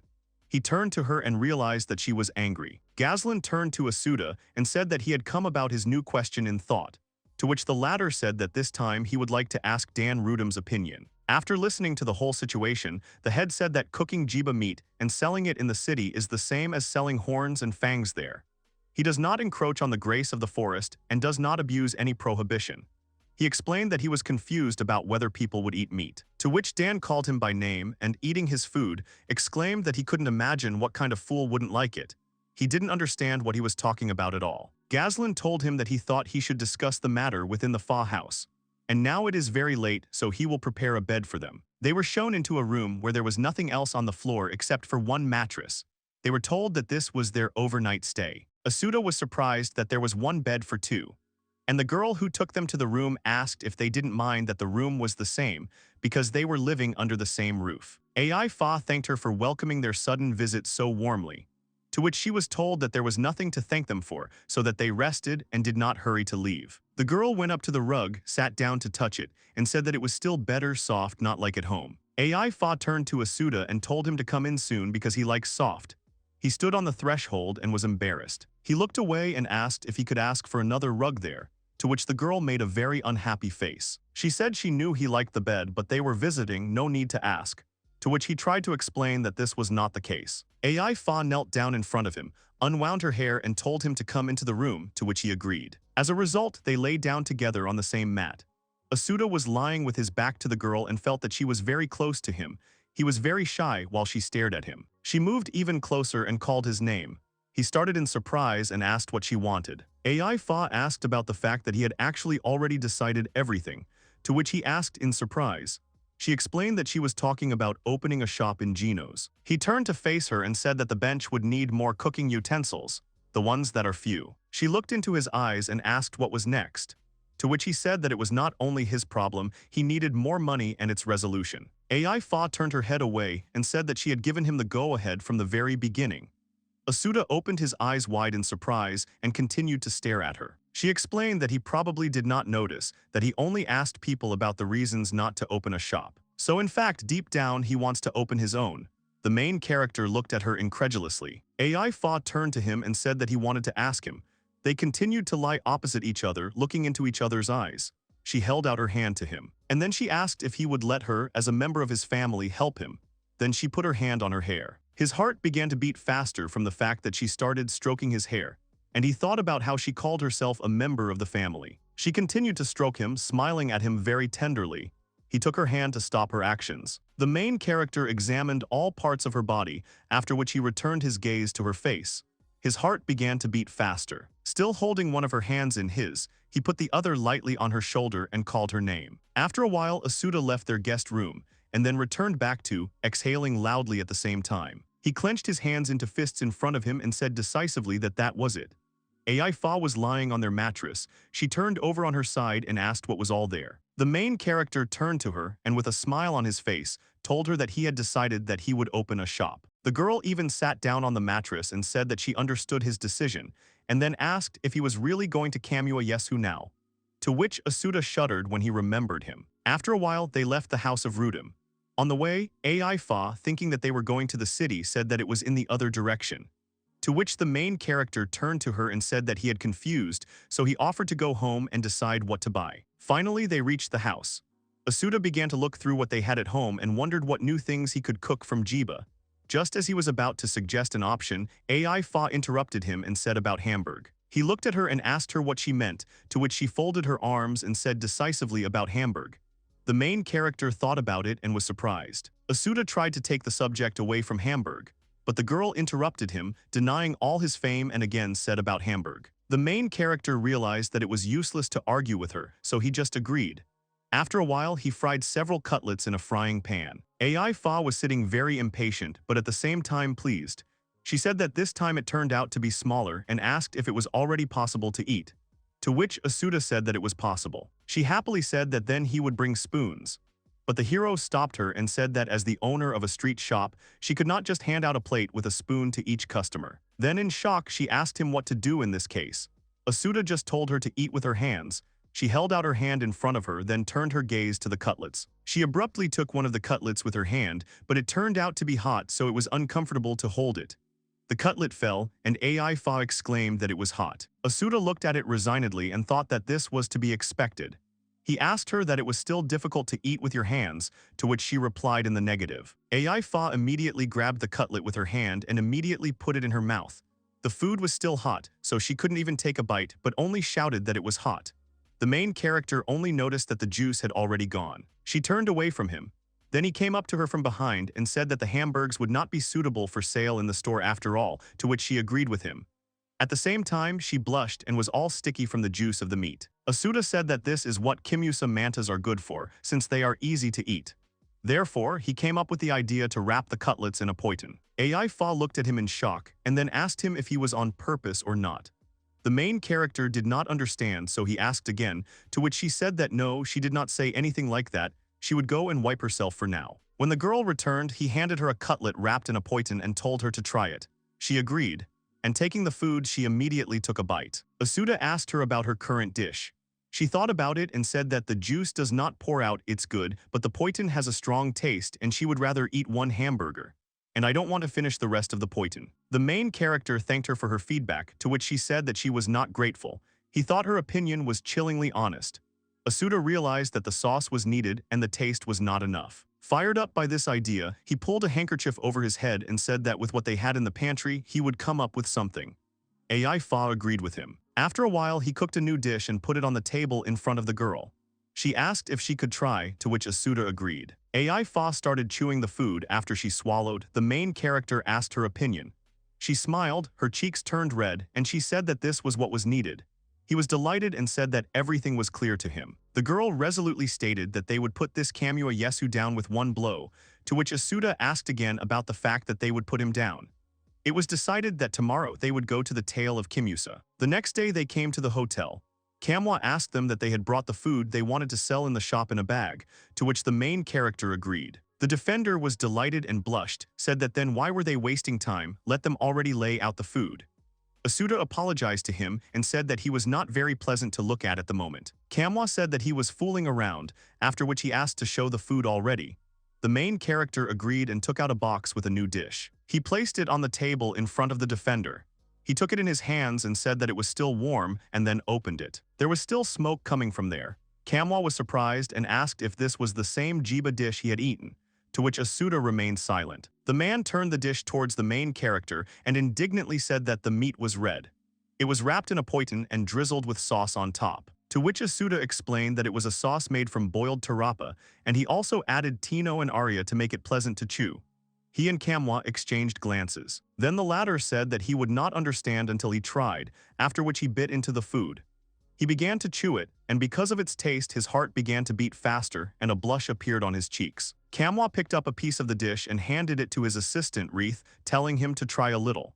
He got a little nervous and agreed with him. After eating the whole piece he was also delighted. A blush appeared on his cheeks, and he said that it crunched very pleasantly, and the meat was soft in sauce, very tasty. Asuta thanked them from the bottom of his heart. He thought that when he heard the criticism from Ai Fi, he decided to make a dish in the likeness of a burger. Kamua turned to him and asked him what he called his dish. The main character did not expect the question at first, and then resolutely clenched his hand into a fist and said that it was a jiba burger. And then he turned to the defender and asked his opinion on whether he would be given a shop for rent, to which the latter seemed to exclaim. And he explained that the owner of the Tale of Kimus had said that he agreed to rent him a mobile stall, to which Asuta asked if it was really that simple. He asked if it was possible to set prices himself, to which Kamua agreed, explaining that it was his business after all. The man also said that as soon as he was going to open up, let him tell him, and then everything would be fine. Asuta said that he understood him and thanked him from the bottom of his heart. The main character thought about the fact that everyone who tried liked his jib burger, and he was worried whether the food would sell with the meat of a jiba. Remembering that Ai Fa and Kamua Yesu were the main fans of this dish, he thought it was worth worrying about. Asuta and Ai Fa returned home. He was sitting on the bed and thinking about something. The girl turned to him and said that when they left the hotel, he was thinking about something very much. The main character said that he was thinking about what price it is better to sell jiba burgers. She whispered about what the price meant. Asuta shared with her that he was thinking about selling jiba burgers for 2 coppers. That is, at the same price as mantas from Kimusa. Ai Fa said emotionlessly that that's how it is. He continued and said that the ingredients aria, poitin, tino with tarapa and jigo were mixed with poitin. The girl said even more dejectedly that that's how it was. Asuta continued his reasoning that if you make 20 pieces a day, then the cost of each will be 0.65. It is worth adding in the rent and loan payments for the stall in 10 days. He said with a serious look that it was 20 coppers. The ingredients will cost the most 0.65 per piece, which means the revenue per piece will be 1.35. Ai Fa was already getting nervous from these calculations. She sat down opposite him, put her hand to her face and asked what it all meant. To which Asuta said that this means that according to his calculations, the jiba burgers need to be sold at least 60 pieces in 10 days in order not to be at a loss. Ai Fa exhaled from the fact that his calculations were finally over. She asked again that in 10 days you need to sell 60 burgers for 2 coppers apiece. She thought to herself that she already had a headache. The girl stood up and staggering began to move. Asuta approached her and asked about her well-being, saying that she was still bad with numbers. She put on a cape and said that she was the head of the house. She would do her job and let him think for himself and act. Asuta came closer to her and agreed with her words. And then, seeing that she was going somewhere, he asked where she was going. She turned to him and said that she was going hunting. Then the main character said thank you to her for helping with the shop. And then it dawned on him that now there would be no help from AI-Fi for him. And he will have to do everything himself, for example, bring food, serve the customer, cook, calculate the cost. These thoughts made him feel sick, so he doubled over. AI-Fa, seeing this, asked what happened to him, to which Asuta said that he had forgotten that she was a hunter. The girl pulled him back and said it sounded rude. Before leaving, she told him that the Rue family had found someone who was interested in his business with the shop, and asked if he would like to listen. The main character, without straightening up, only said about the surname Rue. After a while, Vina Rue came to him, who told him that it was really true that he was going to open a shop in Stone City. When he saw her, he thought that she was the right person. He answered positively and told her to come into the house. She became interested, and she asked what kind of shop he was going to open. Asuta turned to her and said that she would have to tell him about what he was going to sell and how to cook it. The guilt was still in a state of misunderstanding. He led her to a table with various products on it. The girl, looking at all this, asked if it was all the ingredients of the dish. She listed that there are jiba, tarapa, aria, tino, poitin, and jigo. Asuta began to tell me how to cook it. First you need to grind the jigo, knead the poitin, fry, and now they have fried poitin. Then they put all the ingredients for the jib burger on a plate. The main character entered the cook mode, wearing a headscarf, and said that now they would learn how to make tarapa sauce. First you need to put the tarapa in boiling water. And when the peel is gone, pour out the water and add a little wine to the pan. Then salt, herbs to taste, fry it all with tarapa.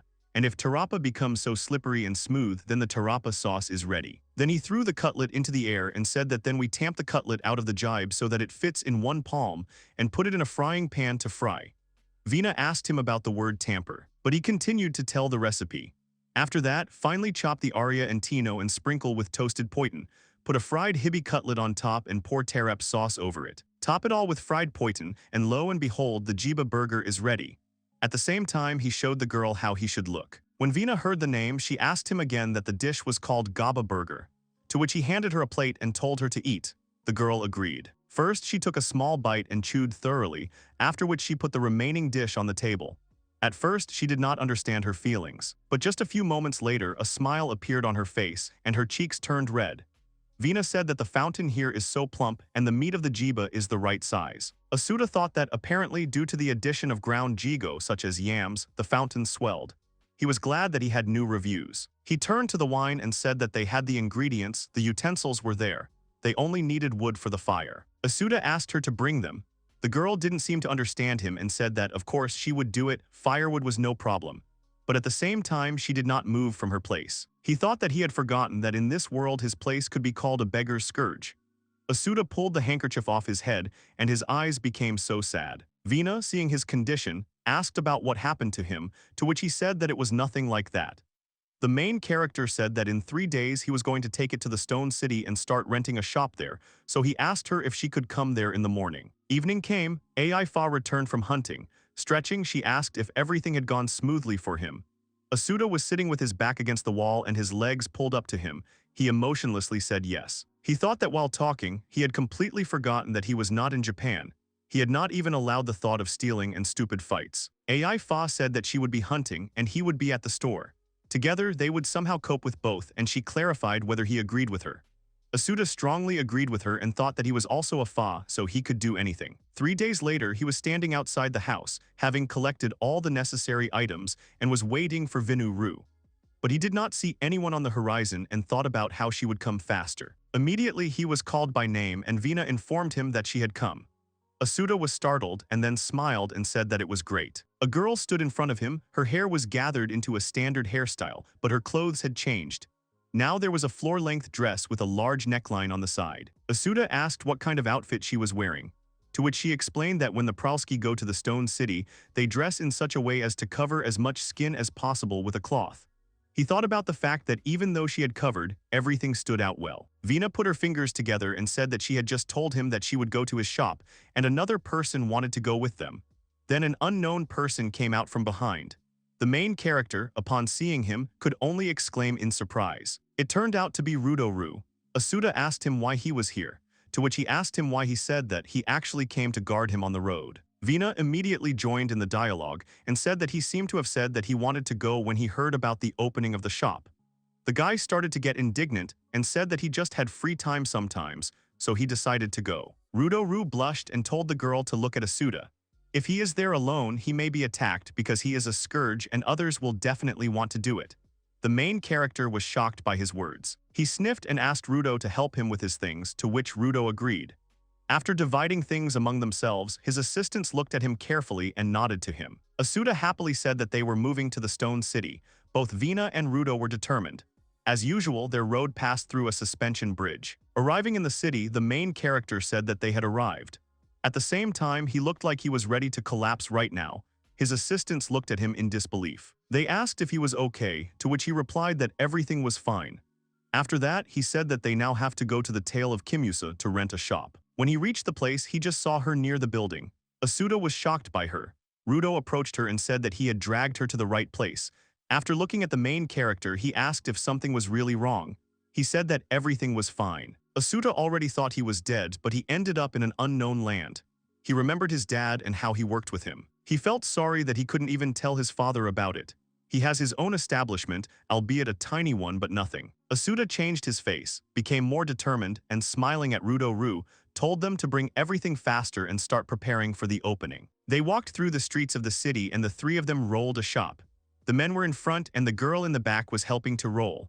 All attention was focused on them. People immediately started talking about the opening of the shop by the residents of the forest. They also talked about what they were going to sell. Asuta thought that he was the center of attention like never before in his life, and that was good. The main character showed them where they need to put the shop. He said it was bad if people were disgusted by the very fact of opening a shop for them. When they arrived at the place, they realized that they were at the very edge of the shopping street.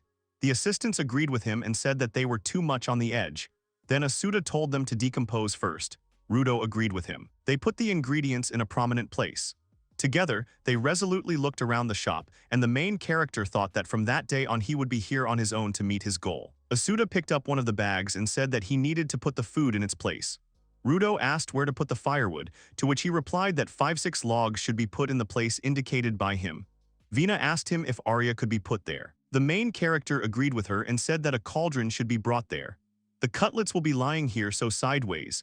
The box would have to be borrowed from someone to stand on it. They found the box that Asuta sat on. Everyone was happy. He said it was nice and everything was ready. Then he turned to Vina and Rudo and thanked them from the bottom of his heart. They smiled at him and said it was nothing, there was nothing to thank him for. The main character looked at it all and thought it was his shop. And then he remembered that, of course, she was his, but if it hadn't been for Ai Fa and the other Prilus, then nothing would have worked out for him. He came to the conclusion that it was no longer just his shop, but no one came up to them. Asuta was very upset. He approached Vina and asked if it would be possible to somehow invite people, to which she said that it was forbidden. They were preparing a dish, and then he heard someone sneaking nearby. He turned at the sound and saw a man walking by. Asuta turned to Vina and asked her to put the Arya on the fountain. She agreed. The main character met the man's gaze. They were already waiting for him to approach them, but the man broke off contact and just walked past. The main character followed that look. He reached the end of the street, turned around and walked back. Vina and Asuta were a little upset. But then, to cheer up, he said that everything was fine because they had just opened. The girl supported him. He asked Tom where the people who were here had gone when they were laying out the shop. Next to them, Rudo leaned against the wall and yawned. Looking at this, the main character thought that it was bad because even their guard was nodding off. He thought of AI fee. At this rate, not only will they not fulfill the daily plan of 10 burgers, but their products can also be wasted. Asuta said that this should be avoided, so he turned to Vina Ru and asked her to serve him a cutlet. He immediately added the necessary ingredients to it. An amazing smell began to emanate from the pan. The assistant appreciated it and said that it smells delicious. The fragrance began to reach the people standing not so far away. They became interested and approached their shop. There were more and more people watching what he was cooking. As a result, one man realized that the cutlets were made of jibe meat, which he informed the others. Asuta saw how people, having heard this, began to leave back, saying that they would refrain from buying. The main character got upset and clenched his hands into fists. He remembered the faces of those people who looked back at him and walked further away from the shop. He thought that everything was clear to him, and asked himself if, after all, the non-forest people would not accept the meat of the jiba. He was pulled out of his thoughts by Guilt, who called his name. Several men in light-colored clothes whose head was covered with a hood approached their shop. One of them with blonde hair asked if the dish was made of jibe and would ask for 1 piece. He cooked 1 jib burger and having informed that it costs 2 coppers held out his hand. I thought to myself that these men have black skin, they are together all the time and they are wearing suspicious raincoats. The stranger handed him 2 coins and took a burger. Asuta looked at him expectantly, wondering if he would eat or not. As a result, the man took a bite. The men continued to stand near Asuta's shop. That blonde stranger was eating a burger and the main character was looking at it. Looking at them, he thought that they were hardly residents of Geno's, but they were strangers to him too. But at the same time, his first customers. The stranger ate the whole burger in front of his eyes, then turned to his comrades. He started to say something to them. After that, everyone started whispering among themselves. Asuta looked at them in disbelief and wondered what kind of reaction they had. And suddenly the same stranger said that they wanted to buy 7 more pieces. The main character, as if he hadn't heard them, continued to look at them with an uncomprehending expression on his face. Vina got nervous and said that they wanted to buy 7 more pieces. He finally got the full meaning of the situation, he just took note of it. And I thought about the fact that the men were probably discussing a trial purchase. They came closer to the shop, and he turned to them to tell them that they needed to pay 14 coppers. They handed over the coins, and he in turn gave them the burgers. Taking them in their hands, they left them in the same crowd. Asuta thanked them and told them to come back. Vina smiled and said that they had already sold 8 pieces. The main character once again said that they had sold as many as 8 pieces. And then he thought that he had not heard their impressions of the food. Looking at the coins he received, he thought that he had already sold 8 out of 10 pieces, which means that he will definitely fulfill the norm today. Time has passed. They were still standing and waiting for new customers, but no one came. Vina said it was already noon. He agreed with her. But by that time, none of the buyers had come up like that. Asuta turned around. There were 2 burgers behind him. He was thinking about how some 2 burgers are so close and so far away. Then he saw a boy come up to him. Looking at him, he remembered who it was. He smiled and reminded me that he was Wreath, Kamwa Yesu's apprentice. Asuta told Tom that he is rarely seen without a boss. To which he replied that the defender is currently busy, so he came today on his behalf. The main character thought that it was good that he did not come, and he asked aloud what business he had come for. Wreath turned serious abruptly, but he was a little embarrassed and apologized for what he would have to tell them now. Kamwa asked me to tell him that he did not have the opportunity to eat a burger performed by Asuta, since things were not going well, after which he fell into bed, although there was still a lot to do. Listening to this, he imagined before his eyes how he was also shedding tears about it. Wreath took a coin out of the bag and asked them if they would sell him 1 burger. The main character smiled and said that of course they would sell. He thought to himself that there was 1 more left. And then, confused even more, the apprentice said that he also wanted to, so he asked for 2 burgers. Asuta thought that he was an angel in the flesh. He replied that he would give him everything now. He thanked me in return. The main character thought that the first of the 10 days of his shop's existence had gone well. He, along with Vina and Rudo, reached his house, where he thanked them for their help, to which the girl told him to always apply. Asuta quietly opened the door of the house and announced that he had come. Ai Fa was sitting on the floor. He called her name. She turned around and said that he had returned early somehow. He asked her again why it was early. She explained that it was only noon recently, it was early. Ai Fa looked away and asked him if he had sold a dozen Jiba burgers as planned, to which he said he had with God's help. She turned sharply to him and asked what he meant. Asuta hesitated and thought that, after all, without Kamua's saving intervention, he would not have carried out the plan. The hand automatically clenched into a fist. Suddenly he remembered and asked her that the people who wear long white robes still walk in a group all the time. They are from an eastern country. To which she replied that they were from the eastern lands. They are a group, probably because they came on business. And then Ai Fa asked about what he had with them. He replied that they had bought burgers from him from Jiba. He was upset and thought that he had only bought a group of merchants. The girl smiled at him and said it was interesting. Asuta was surprised. She explained that the Chinese have no prejudice against Jibiatan, but she is a novelty to them. And if they wanted to buy it, then it means that he brought a good change to the people of the forest. Ai Fa praised him and said that he was doing well. Not expecting these words, Asuta froze at first and then blushed. He thanked her, to which the girl asked him why he was thanking her. He was shy and changed the subject, offering to cook dinner. He turned away and sat down, doing something for cooking, and the girl, looking at him, smiled sweetly. The next day, bad weather happened. It was raining heavily outside. Vina Ru said that it was sunny when they arrived. Asuta covered all the food and said it was good that it was just a downpour. He looked up at the sky and said that in the rain those sheep might not come. The rain still did not stop. At that moment Manhwa jumped up to the shop. He asked if they thought Wreath would drop by just like yesterday, to which Asuta started in surprise. The main character said that no, he did not think so, to which the defender said that therefore, he was waiting for him. And then he also said that this is also a no. Manhwa coughed a little and asked him for 3 burgers, to which Asuta asked if he had really introduced someone to Jibiatin. But he said that this was not the case, 2 burgers for him and 1 burger for Wreath. The main character thought that he was such a child, but he buys and thanked God. The man handed him 6 coppers, Asuta thanked him and told him to come back and then handed him 3 burgers. Manhwa said goodbye to them and told them to try their best. The man put the food under his cape so that it wouldn't get soaked by the rain. He said that he was very unpleasant today, which the main character agreed with. Meanwhile, an accident happened in another place. The rain continued to pour, forming small rivers on the roads, and in one of these, Ai Fa was lying unconscious. Vina and Asuta were still on the shopping street. He looked up and said that the rain was still not passing and there was not a soul on the street. The girl agreed with him. After analyzing the situation, the main character decided that they were closing for today. He rushed to put out the fire on the stove. Vina was surprised and asked him if he was sure, because they had only sold 3 pieces today.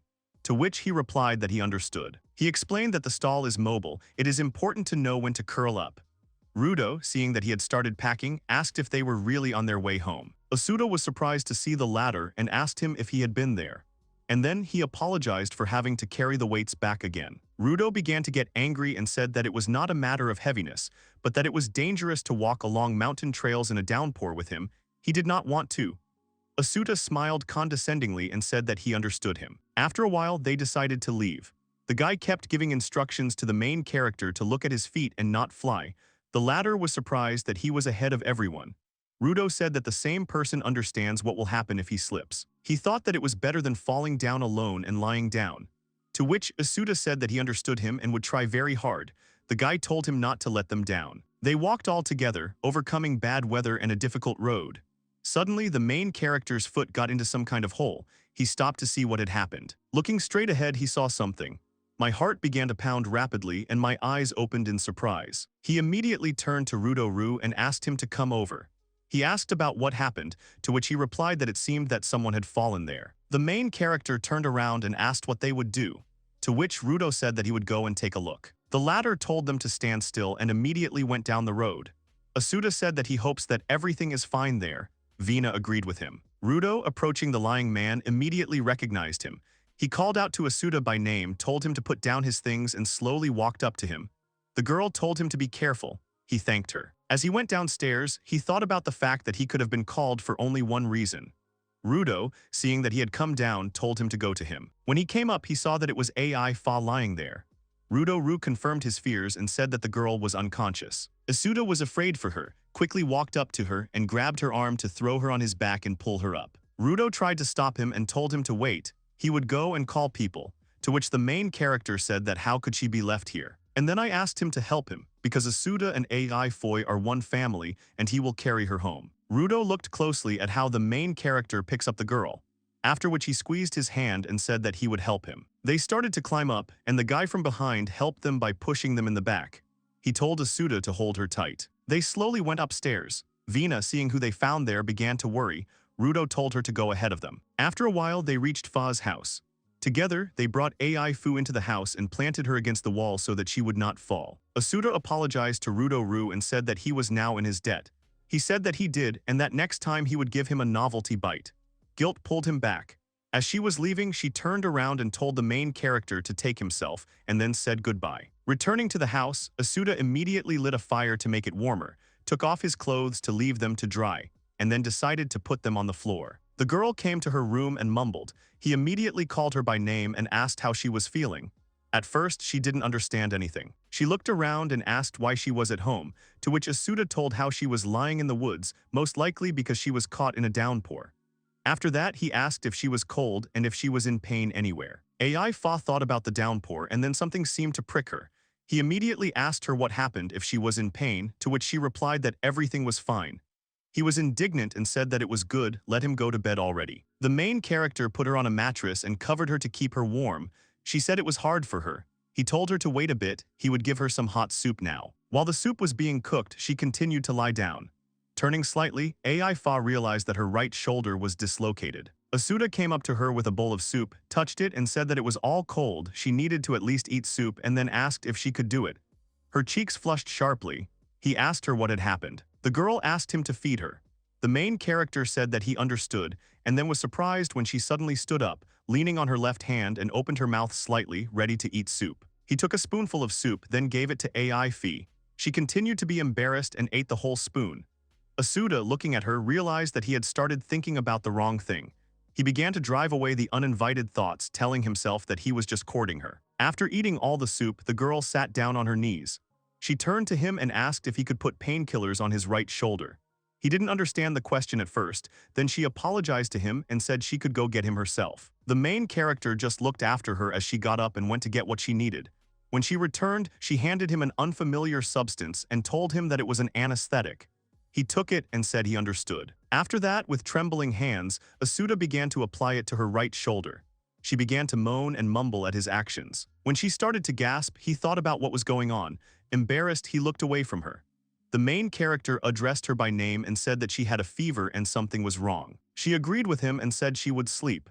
He said that she was thinking correctly, and at that moment she put her hand behind his back and pulled on his t-shirt. As a result, he had to lie down with her on the same mattress, and the girl snuggled very close to him. He couldn't think of anything but the distance between their bodies. Ai Fi managed to fall asleep, and she started calling Dad in her sleep. Asuta was surprised at first, and then remembered that she was only 17 years old like him, and she was still a girl. As she lost her father, she lived alone all the time in a difficult time for her. The main character turned to face her, and closing his eyes, put his hand on her face and began to say that everything was fine and he was with her. The next day, Asuta started packing up to go back to the city to trade. He asked Ai Fu if she really wanted to go with him, to which she agreed and explained that the fever had subsided. Besides, she would not be able to hunt with such a hand. She said that was the reason she would go to guard him in Geno's, to which he smiled at her and told her not to overdo it. Ai Fa and Asuta left the house. Rudo and Vina were already walking towards them. The latter said that the head of the Fa would also go with them. The main character apologized to them for dragging them with him today. The blonde man said there was nothing wrong with that. Rudo immediately turned to Ai Fi and asked if she could move already. Vina picked up the conversation and said that she had injured her arm. The head of the Fa bowed to them and apologized for causing trouble yesterday and thanked them for carrying her home so much. She can't hunt yet and will be going to Geno's with them from now on. Asuta looked at her and thought that this situation bothered her after all. The girl continued and said that even with a damaged arm, she would be able to protect them from bandits. At least she should do it. Rudo was inspired by her words and, clenching his hands into fists, said that then they would go to the city and immediately eat. Vina expressed herself and asked if Asuta was paying him extra separately or something. They laughed together. After a while, they arrived at the place. Ai Fa saw it for the first time and asked if it was really his shop. He replied that it was her. Then he turned to Vina and asked her for help as they had just arrived. Asuta took out the groceries. The girl asked him about the meat, to which he replied that he had left the minced meat at home in the rain, and yesterday he could not cook minced meat for cutlets. She said she understood everything. Then he turned to her and said that he was going to finally chop the meat and asked her to knead it. She agreed. Rudo sat down by the wall as usual, stretched, and said that he would rest a little since people rarely go there anyway. They are at the very end of these streets, passers-by rarely look in here, and those who come are usually on business. Ai Fa said she understood. The girl asked him that there would be customers after all, to which the blonde man answered her positively. Suddenly they heard someone's footsteps. Everyone decided that it was a buyer. Then a man came up to the shop and, turning to Asuta, said that no one came to him. Ai Fa immediately jumped up from her seat to protect him if anything. The stranger began to get indignant and say that he was selling their vegetables here because Manhwa advised them to eat them, and then asked what they turned these vegetables into. Ai Fa, looking at the man with an indifferent look, asked what it was, to which Rudo explained to her that this man was a vegetable grower. She began to move towards the man. The blonde man tried to call out to her. The girl went up to the vegetable man and asked him if he had eaten a hamburger, and if not, then let him try, and then he says. Asuta, who was watching everything from the sidelines, realized that something bad was coming. The man turned to Ai Fi, called her a little girl. She asked him what he wanted. Suddenly, he began to smile and said that he could finally thank her, and told her thank you for helping out his daughter. The head of the Fa asked him in shock. She apologized to him and said she didn't understand what he was talking about at all. The vegetable man closed his eyes and said that he had brought her with him today. He told his daughter Tara to show up, and then a little girl with short black hair came out in front of them. After looking at her, Ai Fa narrowed her eyes and said that she did not remember her at all. Then Tara called her. She told how the head of the Fa chased away a drunken Prilus when he ran over her. Ai Fa thought about it and decided that it was clearly one of the Soon. Then she said that she remembered something like that. Tara smiled at her words. And my father said that they should not use Gibiatina, but rather let them give their hamburg a try, one to him and one to Tara. Asuta looked at him and asked if he was sure about it. To which the vegetable man said that why not, it's interesting to see what he makes of his vegetables. The main character turned to Vinaru with a request that she put Tino on top of Poitin. She said that she understood him. The man closely followed their actions and commented, saying that they finally chopped the mud, and so you can't feel its charm. Next, he thought about what Asuta was frying, not very similar to chicken. He saw how the hero put it on Tino. What does he even want to do? The main character handed them 2 hamburgers, apologized for waiting, and said they were ready. The vegetable man looked at this dish in shock and said that yes, it would cost 6 coppers. Tara, not waiting for her father, immediately took a bite of the burger. My father turned around and was surprised by this. The girl chewed with difficulty, her cheeks turned red. Asuta wondered if the chicken had turned out to be sharp after all. Tara headed towards Ai Fi. Going up to her, she called her and said that it was very tasty. She looked very determined and it was clear that she really liked it. The vegetable man, looking at this picture, thought about his shy daughter behaving like this. Ai Fa smiled at her words and said she was glad. The man thought that he would not lose, so he also decided to take a bite of the burger. He ate it completely and wondered if it was really chicken. He went up to Asuta and said that the crushed Tino felt good in his mouth. He replied, and the thing between the rolls, similar to veal, could also be eaten. The main character did not expect such pressure and said that it was ground chicken. The vegetable man thought about it and asked him that since he was crushing meat, then why not use other meat, because nothing would change, and then clarified that he was also selling chicken. To which Asuta replied positively. He explained to the man that he does not think that Jiba burgers are bad. He just wants more people to learn about the delights of this type of meat. He thought to himself that somehow he would be able to sell only Jiba burgers, but now he is suffering losses and something needs to be done about it. However, he can't say it now in front of Ai Fi. The vegetable man smiled at him and said that then he would show him the things that go well with Jiba, and asked what he thought of his offer. The man thought that his daughter was looking at him, so he was beaming with joy and waiting for her attention, but she had her back turned to him. At that time, Asuta thanked him for the offer. The vegetable man said that then he would go and get it, after which he called out to his daughter and said that they would go home now. To which Tara agreed and turning to the heroes, smiled and said goodbye to them. Asuta thought that the man looked sad. After a while, the man returned and brought some vegetables from home. The main character and Vina bent over them. The girl said that she sees a lot of vegetables here for the first time. Asuta asked him if he could taste them, to which the vegetable man replied that they were not for sale, so they could safely try. And then he remembered that he wanted to warn the main character, but did not have time. He started talking about the fact that there are vegetables with a very strong taste here, and Asuta at that time just decided to try this particular vegetable. The main character had tears in his eyes. He said that this thing, which looked like a small turnip, burned through his nose with its smell and special taste, and said that he did not understand anything, but he saw that he had guessed right. The vegetable man looked at the remaining vegetables and said that it meant niyama after all.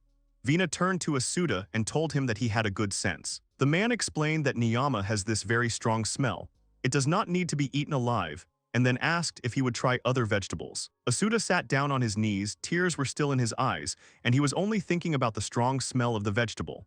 The man said that he could already spit it out. The main character refused, after which he swallowed it completely and said that he could do something about it. Asuta turned to the vegetable man and said he wanted to talk about Miyama.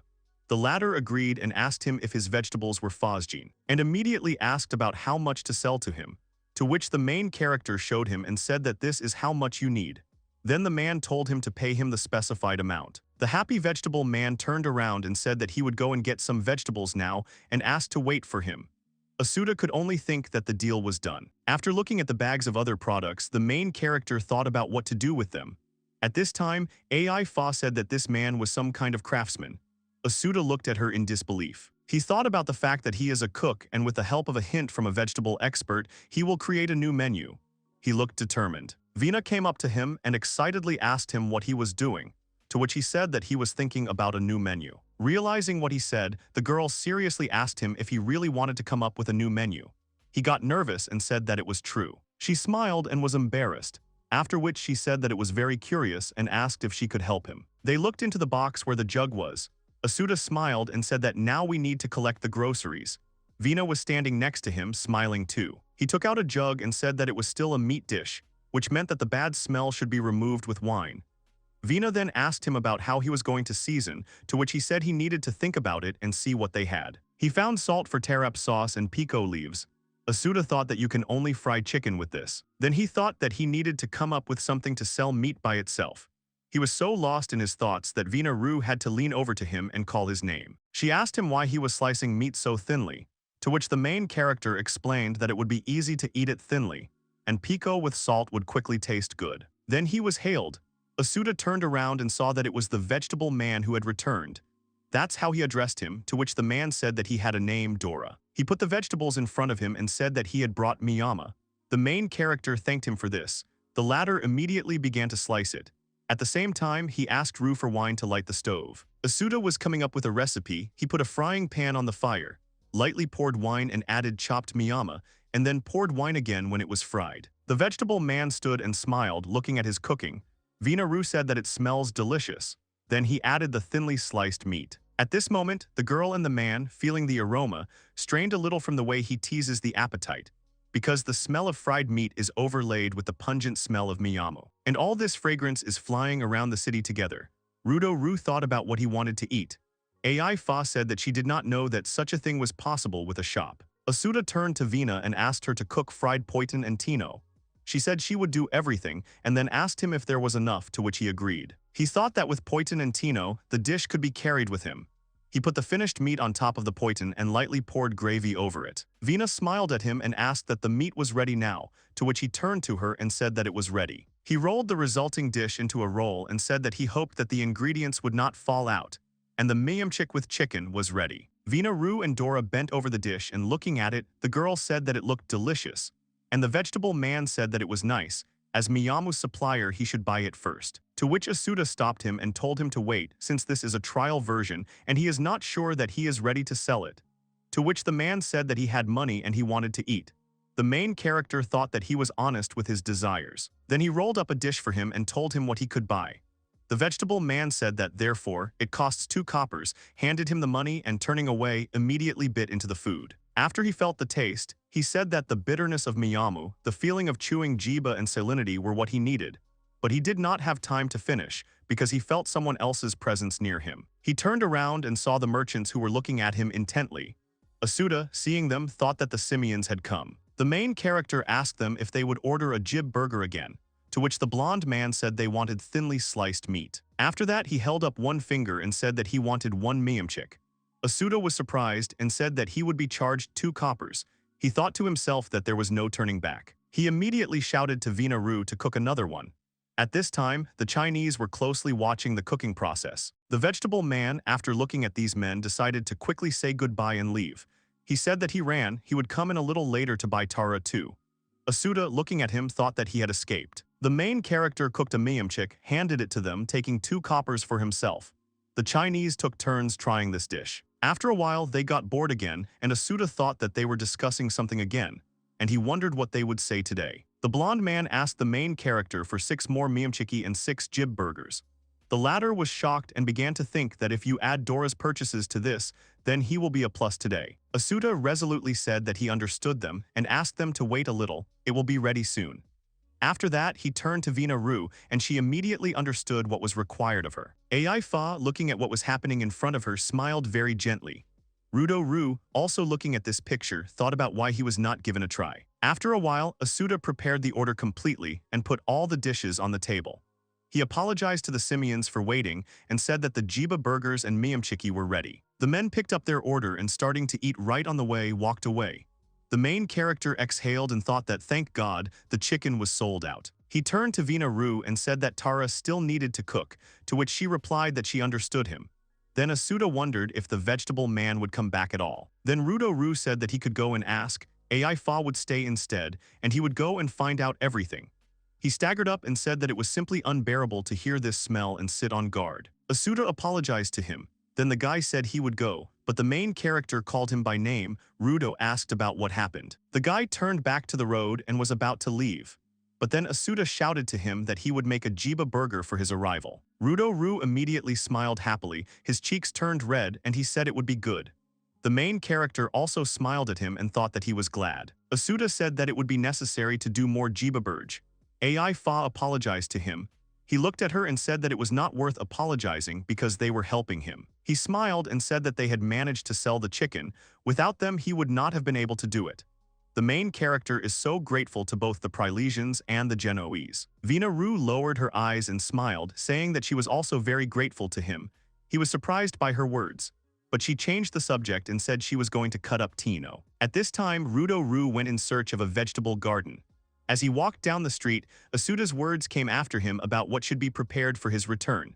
Passing by one of the turns, he saw a small group of people. There were several men and a girl with long dark hair standing there. One of the men said it was that shop. Another confirmed his words. Rudo thought about why they were looking out at Asuta's shop and who they were anyway. Rudo heard the brunette say that it was that shop after all. One of the men suggested that they go there. They came around the bend and headed towards the store. He turned around and decided that he would have to follow them. At this time, Asuta said that the burgers were ready. It was necessary to make Miyamchikov. Vina-ru, seeing that people were approaching them, asked if customers had come to them. The brunette was standing not far from the shop and looked at them very maliciously. Looking at her, the girl turned away and thought about what her gaze already felt on them. Rudo has already arrived at the place. He thought about how he knew and did those people want to harm their shop. He was already preparing to draw his weapon. The brunette got angry and said about what it was. She heard a pleasant smell and came, and here there was a stall near the trees. A man standing next to me asked if everything was really wrong with Gibiatina. They were both upset. Vina-ru smiled awkwardly at them. Asuta looked at them very seriously, and Rudo offered to go to the vegetable garden. A dark-haired man with short hair said that they had been trudging all the way to the end of the street. The second man with longer hair told the girl, calling her Yumi, that you can't rely on her instincts. Asuta watched their bickering in silence. The men started telling Yumi that this was her responsibility and she had to take it on herself. She was indignant and asked in what sense it was. They pushed her towards the shop. The man with short hair told her to try their food. The girl asked if she really needed to eat chicken, what kind of ridicule it was, to which the other man said that she wanted to come here herself. Asuta, looking at them, thought about why they called it ridicule. And he, of course, knew that the Genoese did not have a very good opinion of the Prilesians. He did not think about it, but immediately turned to Yumi and said that he was thinking that she should try their food first before unreasonably complaining about it. The girl was shocked by what he said to her. Her friends told her that even Asuta agreed with them. The latter thought that he knew that he was doing wrong. But he didn't open the shop to mock people. He turned back to the girl and asked what she had decided. The strangers stood and stared intently at the meat sizzling in the pan. One of them swallowed hard from the aroma. Yumi told him to give her one piece of what he was cooking. Asuta smiled and told her to have a taste of the chicken miyamchik, to which the girl made a face as if the very thought of it was unpleasant to her. The man with short hair told her to prepare for the ordeal. She didn't answer anything, just watched as the main character fried thinly sliced meat. He handed her one piece of chicken and said that it would be 2 coppers. She handed him a coin and thought to herself that she had to spend money on such a bad dish. The main character looked at her carefully and thought that since she came to a delicious smell, if she tried it, she would surely like it. Asuta saw her bite into the dish. He thought that it was great, now she would try the dish. Her friends began to ask her opinion. Yumi swallowed a piece and abruptly turned around to leave. The men immediately called out to her, as they did not understand what was going on. They asked her what had happened, to which she replied that it was nothing, and suggested that they leave as soon as possible, and also added that she was full, and asked them if she would finish eating. The main character looked at her in shock, as he did not expect this. Yumi's friends laughed and said they would never eat it. One of them noticed that the girl was angry. Neither Asuta nor Vina had anything to say to that. The latter looked at him and called his name.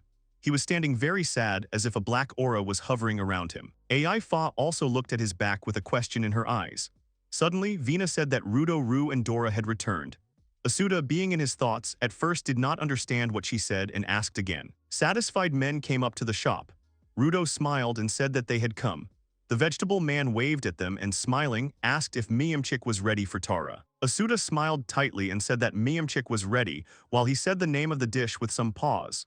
Dora thanked him and then looked at him questioningly. The main character, holding out the dish, asked about what happened.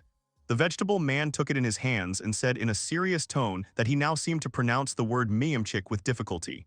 Asuta didn't expect it to be so noticeable. He lowered his eyes and at first did not know how to express himself.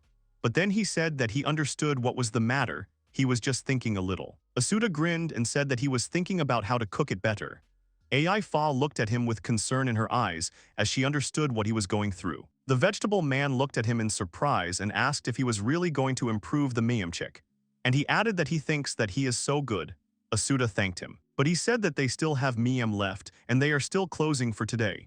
Then someone from the outside asked what he was talking about. It turned out to be Kamwa Eshu, who was clearly running towards them quickly as his face turned red and sweat broke out on his face. He asked Asuta to wait. The main character turned his head to the man's voice and reacted rather dejectedly to his arrival.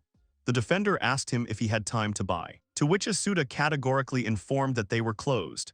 But Kamwa did not agree with him and exclaimed that he was in time. Dora, seeing who came up to the shop, greeted the man. The defender also greeted him in response and said that it seemed to him that he was in time. He wanted to repeat it again but suddenly stopped. He happily talked about how Miyam felt and asked Asuta what he had thought of new things. The latter confirmed that he had come up with a new dish, but explained that they were already cleaning up. Kamua's face became both shocked and sad.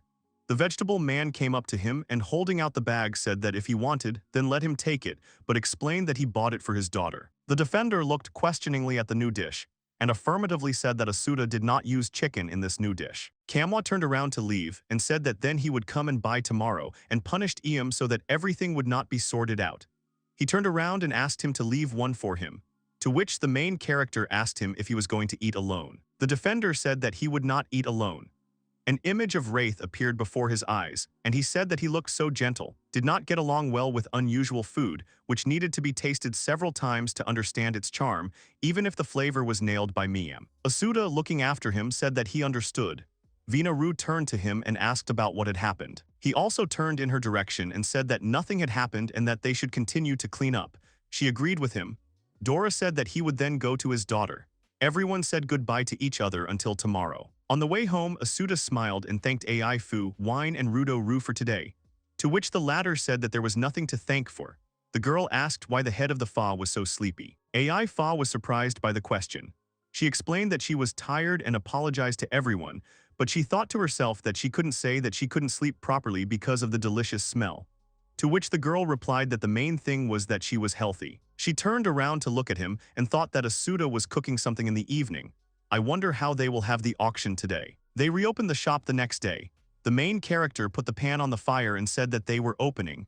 Ru's guilt smiled at his words. Next, Asuta put some kind of box on the table. Ai Fa and Rudo-ru looked at this with incomprehension in their eyes. The latter asked the girl what it was because it was the first time he had seen this box. Ai Fa tried to answer, but then she was interrupted by the main character, who triumphantly opened the box and said that it was chicken soaked in Miyam sauce. Rudo asked again about the Miyam sauce, and the girl confirmed that it was so. The head of the Fa tried to talk about what Asuta was doing yesterday, but then Dora the vegetable man came to them and asked them if they had already opened. The main character turned around at his voice, smiled, and said that he saw that he had brought his vegetables. The vegetable man said that he was already their master, so he personally delivered them, to which Asuta thanked him from the bottom of his heart. Dora also said that Tara was with him today. She said she was interested in seeing how Miyama was cooked. His daughter stood next to the man and looked at them in embarrassment. The vegetable man said that apparently she really liked yesterday's miyamchik. Asuta said he was very flattered. Dora said that it was his daughter. Yumi was walking towards the tent again. Looking at all this, she thought about what was going on with them. Looking at Dora and Tara, she thought that the savages from Jiba were cooking right there, and that these Genoese could like it so much. The main character saw that Yumi had come again. He met her gaze and smiled. The latter jerked in shock and thought that she was being provoked, after which she furiously strode towards the shop. She squeezed in between Dora and Tara and turned to Asuta. She asked him that he was selling his food again, to which he replied that he was very glad that she had come. Yumi immediately began to get angry at his words. She immediately questioned him about what he had said at all. And then she was called out. She looked down and saw that it was a little girl who had called her. Tara said that this food was not nonsense and asked her to look at it. Yumi looked at her, then closed her eyes, folded her arms and said that she understood everything and was ready to keep the girl company. Asuta looked at her attentively, but the brunette pretended not to notice this and therefore did not look at him in response. Then he turned to them and told them to look at him. The main character poured the wine into a frying pan, then put the chicken already soaked in sauce there. It all started to sizzle. Tara, looking at the meat, said that yesterday there were tiny pieces of miam in the miam chick.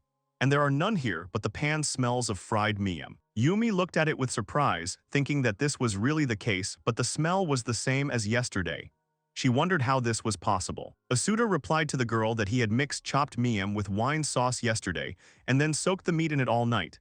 He picked up the box and showed them the pickled pieces. Tara smiled at his words and said that since he put it on overnight, that's why it smells so delicious. Yumi crossed her arms over her chest and did not respond to this. He continued the story about the cooking process. He said that now they added the sauce in which they cooked, put it all out, due to which the taste is absorbed, and now the meat is ready. The girl looked at it enthusiastically and smiled broadly. Dora immediately came up to the shop again and said that he had found a good use for his miyama, after which he turned to his daughter and asked if she would be his. To which she happily agreed with him. Yumi, watching them, was surprised. Asuta resolutely turned to her and asked if she would like to taste his dish one more time. She immediately exclaimed, asking why she was the one. To which he said that he was not trying to sell her food, he just wanted her to try it. Yumi thought confusedly about what the main character was thinking about when he shoved food at her here. She thought that in any case, everything would be like yesterday, so she stretched out her hand and told him to give her a miam chick. He said that he understood her and picked up the cooked food. He handed her the dish. She took it resolutely, then immediately bit it. Yumi stood and chewed without looking up at him. Asuta, looking at her, thought only of her continuing to eat it. He looked at her expectantly, from which she even looked away. And then she bit again. The main character was very happy about this fact. He thought about what she was eating and thought about the reason why she hadn't eaten yesterday. Yumi ate it completely. She waved her hand, closed her eyes, and said that she was done. Asuta immediately asked her opinion about the dish. She crossed her arms over her chest again and looked away, after which she said that it was okay to eat it. Her face showed no emotion. She said that for this reason she would pay him and put 2 coppers on the counter. But he refused and said that he just asked her to try and push the coins back to her. Her cheeks immediately turned red. She began to talk emotionally about how she wanted to apologize in this way for saying that he was disturbing everyone with his nonsense. Looking at her, he thought that, in his opinion, she was kind of saying that he was mocking people. Yumi quickly said that was the reason she paid, after which she said goodbye and quickly ran away. Asuta closed his eyes and bowed to her, after which he also thanked her, but the girl had already left and never looked back at him. He smiled and thought that this was his first customer from this city who was not his acquaintance. Vina, noticing his smile, asked about what it was about, to which he vaguely replied that it was nothing. She said that it was still interesting that Yumi managed to master the meat in one day, which she could not stand yesterday. Tara answered her and said that the reason was that the meat had become even tastier. Vina Ru was surprised by her words and gasped. The girl said that the chicken is much stronger in taste. It is soaked compared to yesterday. She even wants to try to eat only the meat inside. Her father immediately leaned over to her and said with a smile that Tara had said yesterday that his Tino was also good. The girl giggled at his words. Asuta thought that after all, people in the city have their own special preferences. Then Manhwa called out to him by name. He said that he had come to do some shopping. The main character looked at him indifferently. When the latter approached the shop, he bowed to him and thanked him for yesterday. Manhwa was surprised and asked what he was talking about. Asuta smiled broadly at him and said that he wasn't talking about anything. The main character thought that before that he had only been praised, they always talked about impressions about food, although 100% cannot rely on these impressions. At this time, Dora told Manhwa that Asuta had done even better today. The latter kept thinking that this was the first time he had his own shop, different people were helping him, different people were eating his food, somehow it all started to spin. And now he's wondering if it's a dream. Then Vina Ru said that the Chinese had arrived. At this time, Manhwa paid him for the meal.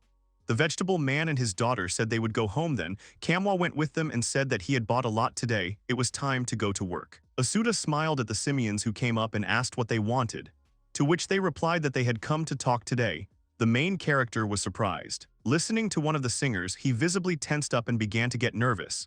Ai Fa looked at them and thought about what was going on there. It didn't look like usual. After the conversation, the men left and Asuta headed towards the head of the Fa. She called out his name. He came up to her and said he needed to talk to her.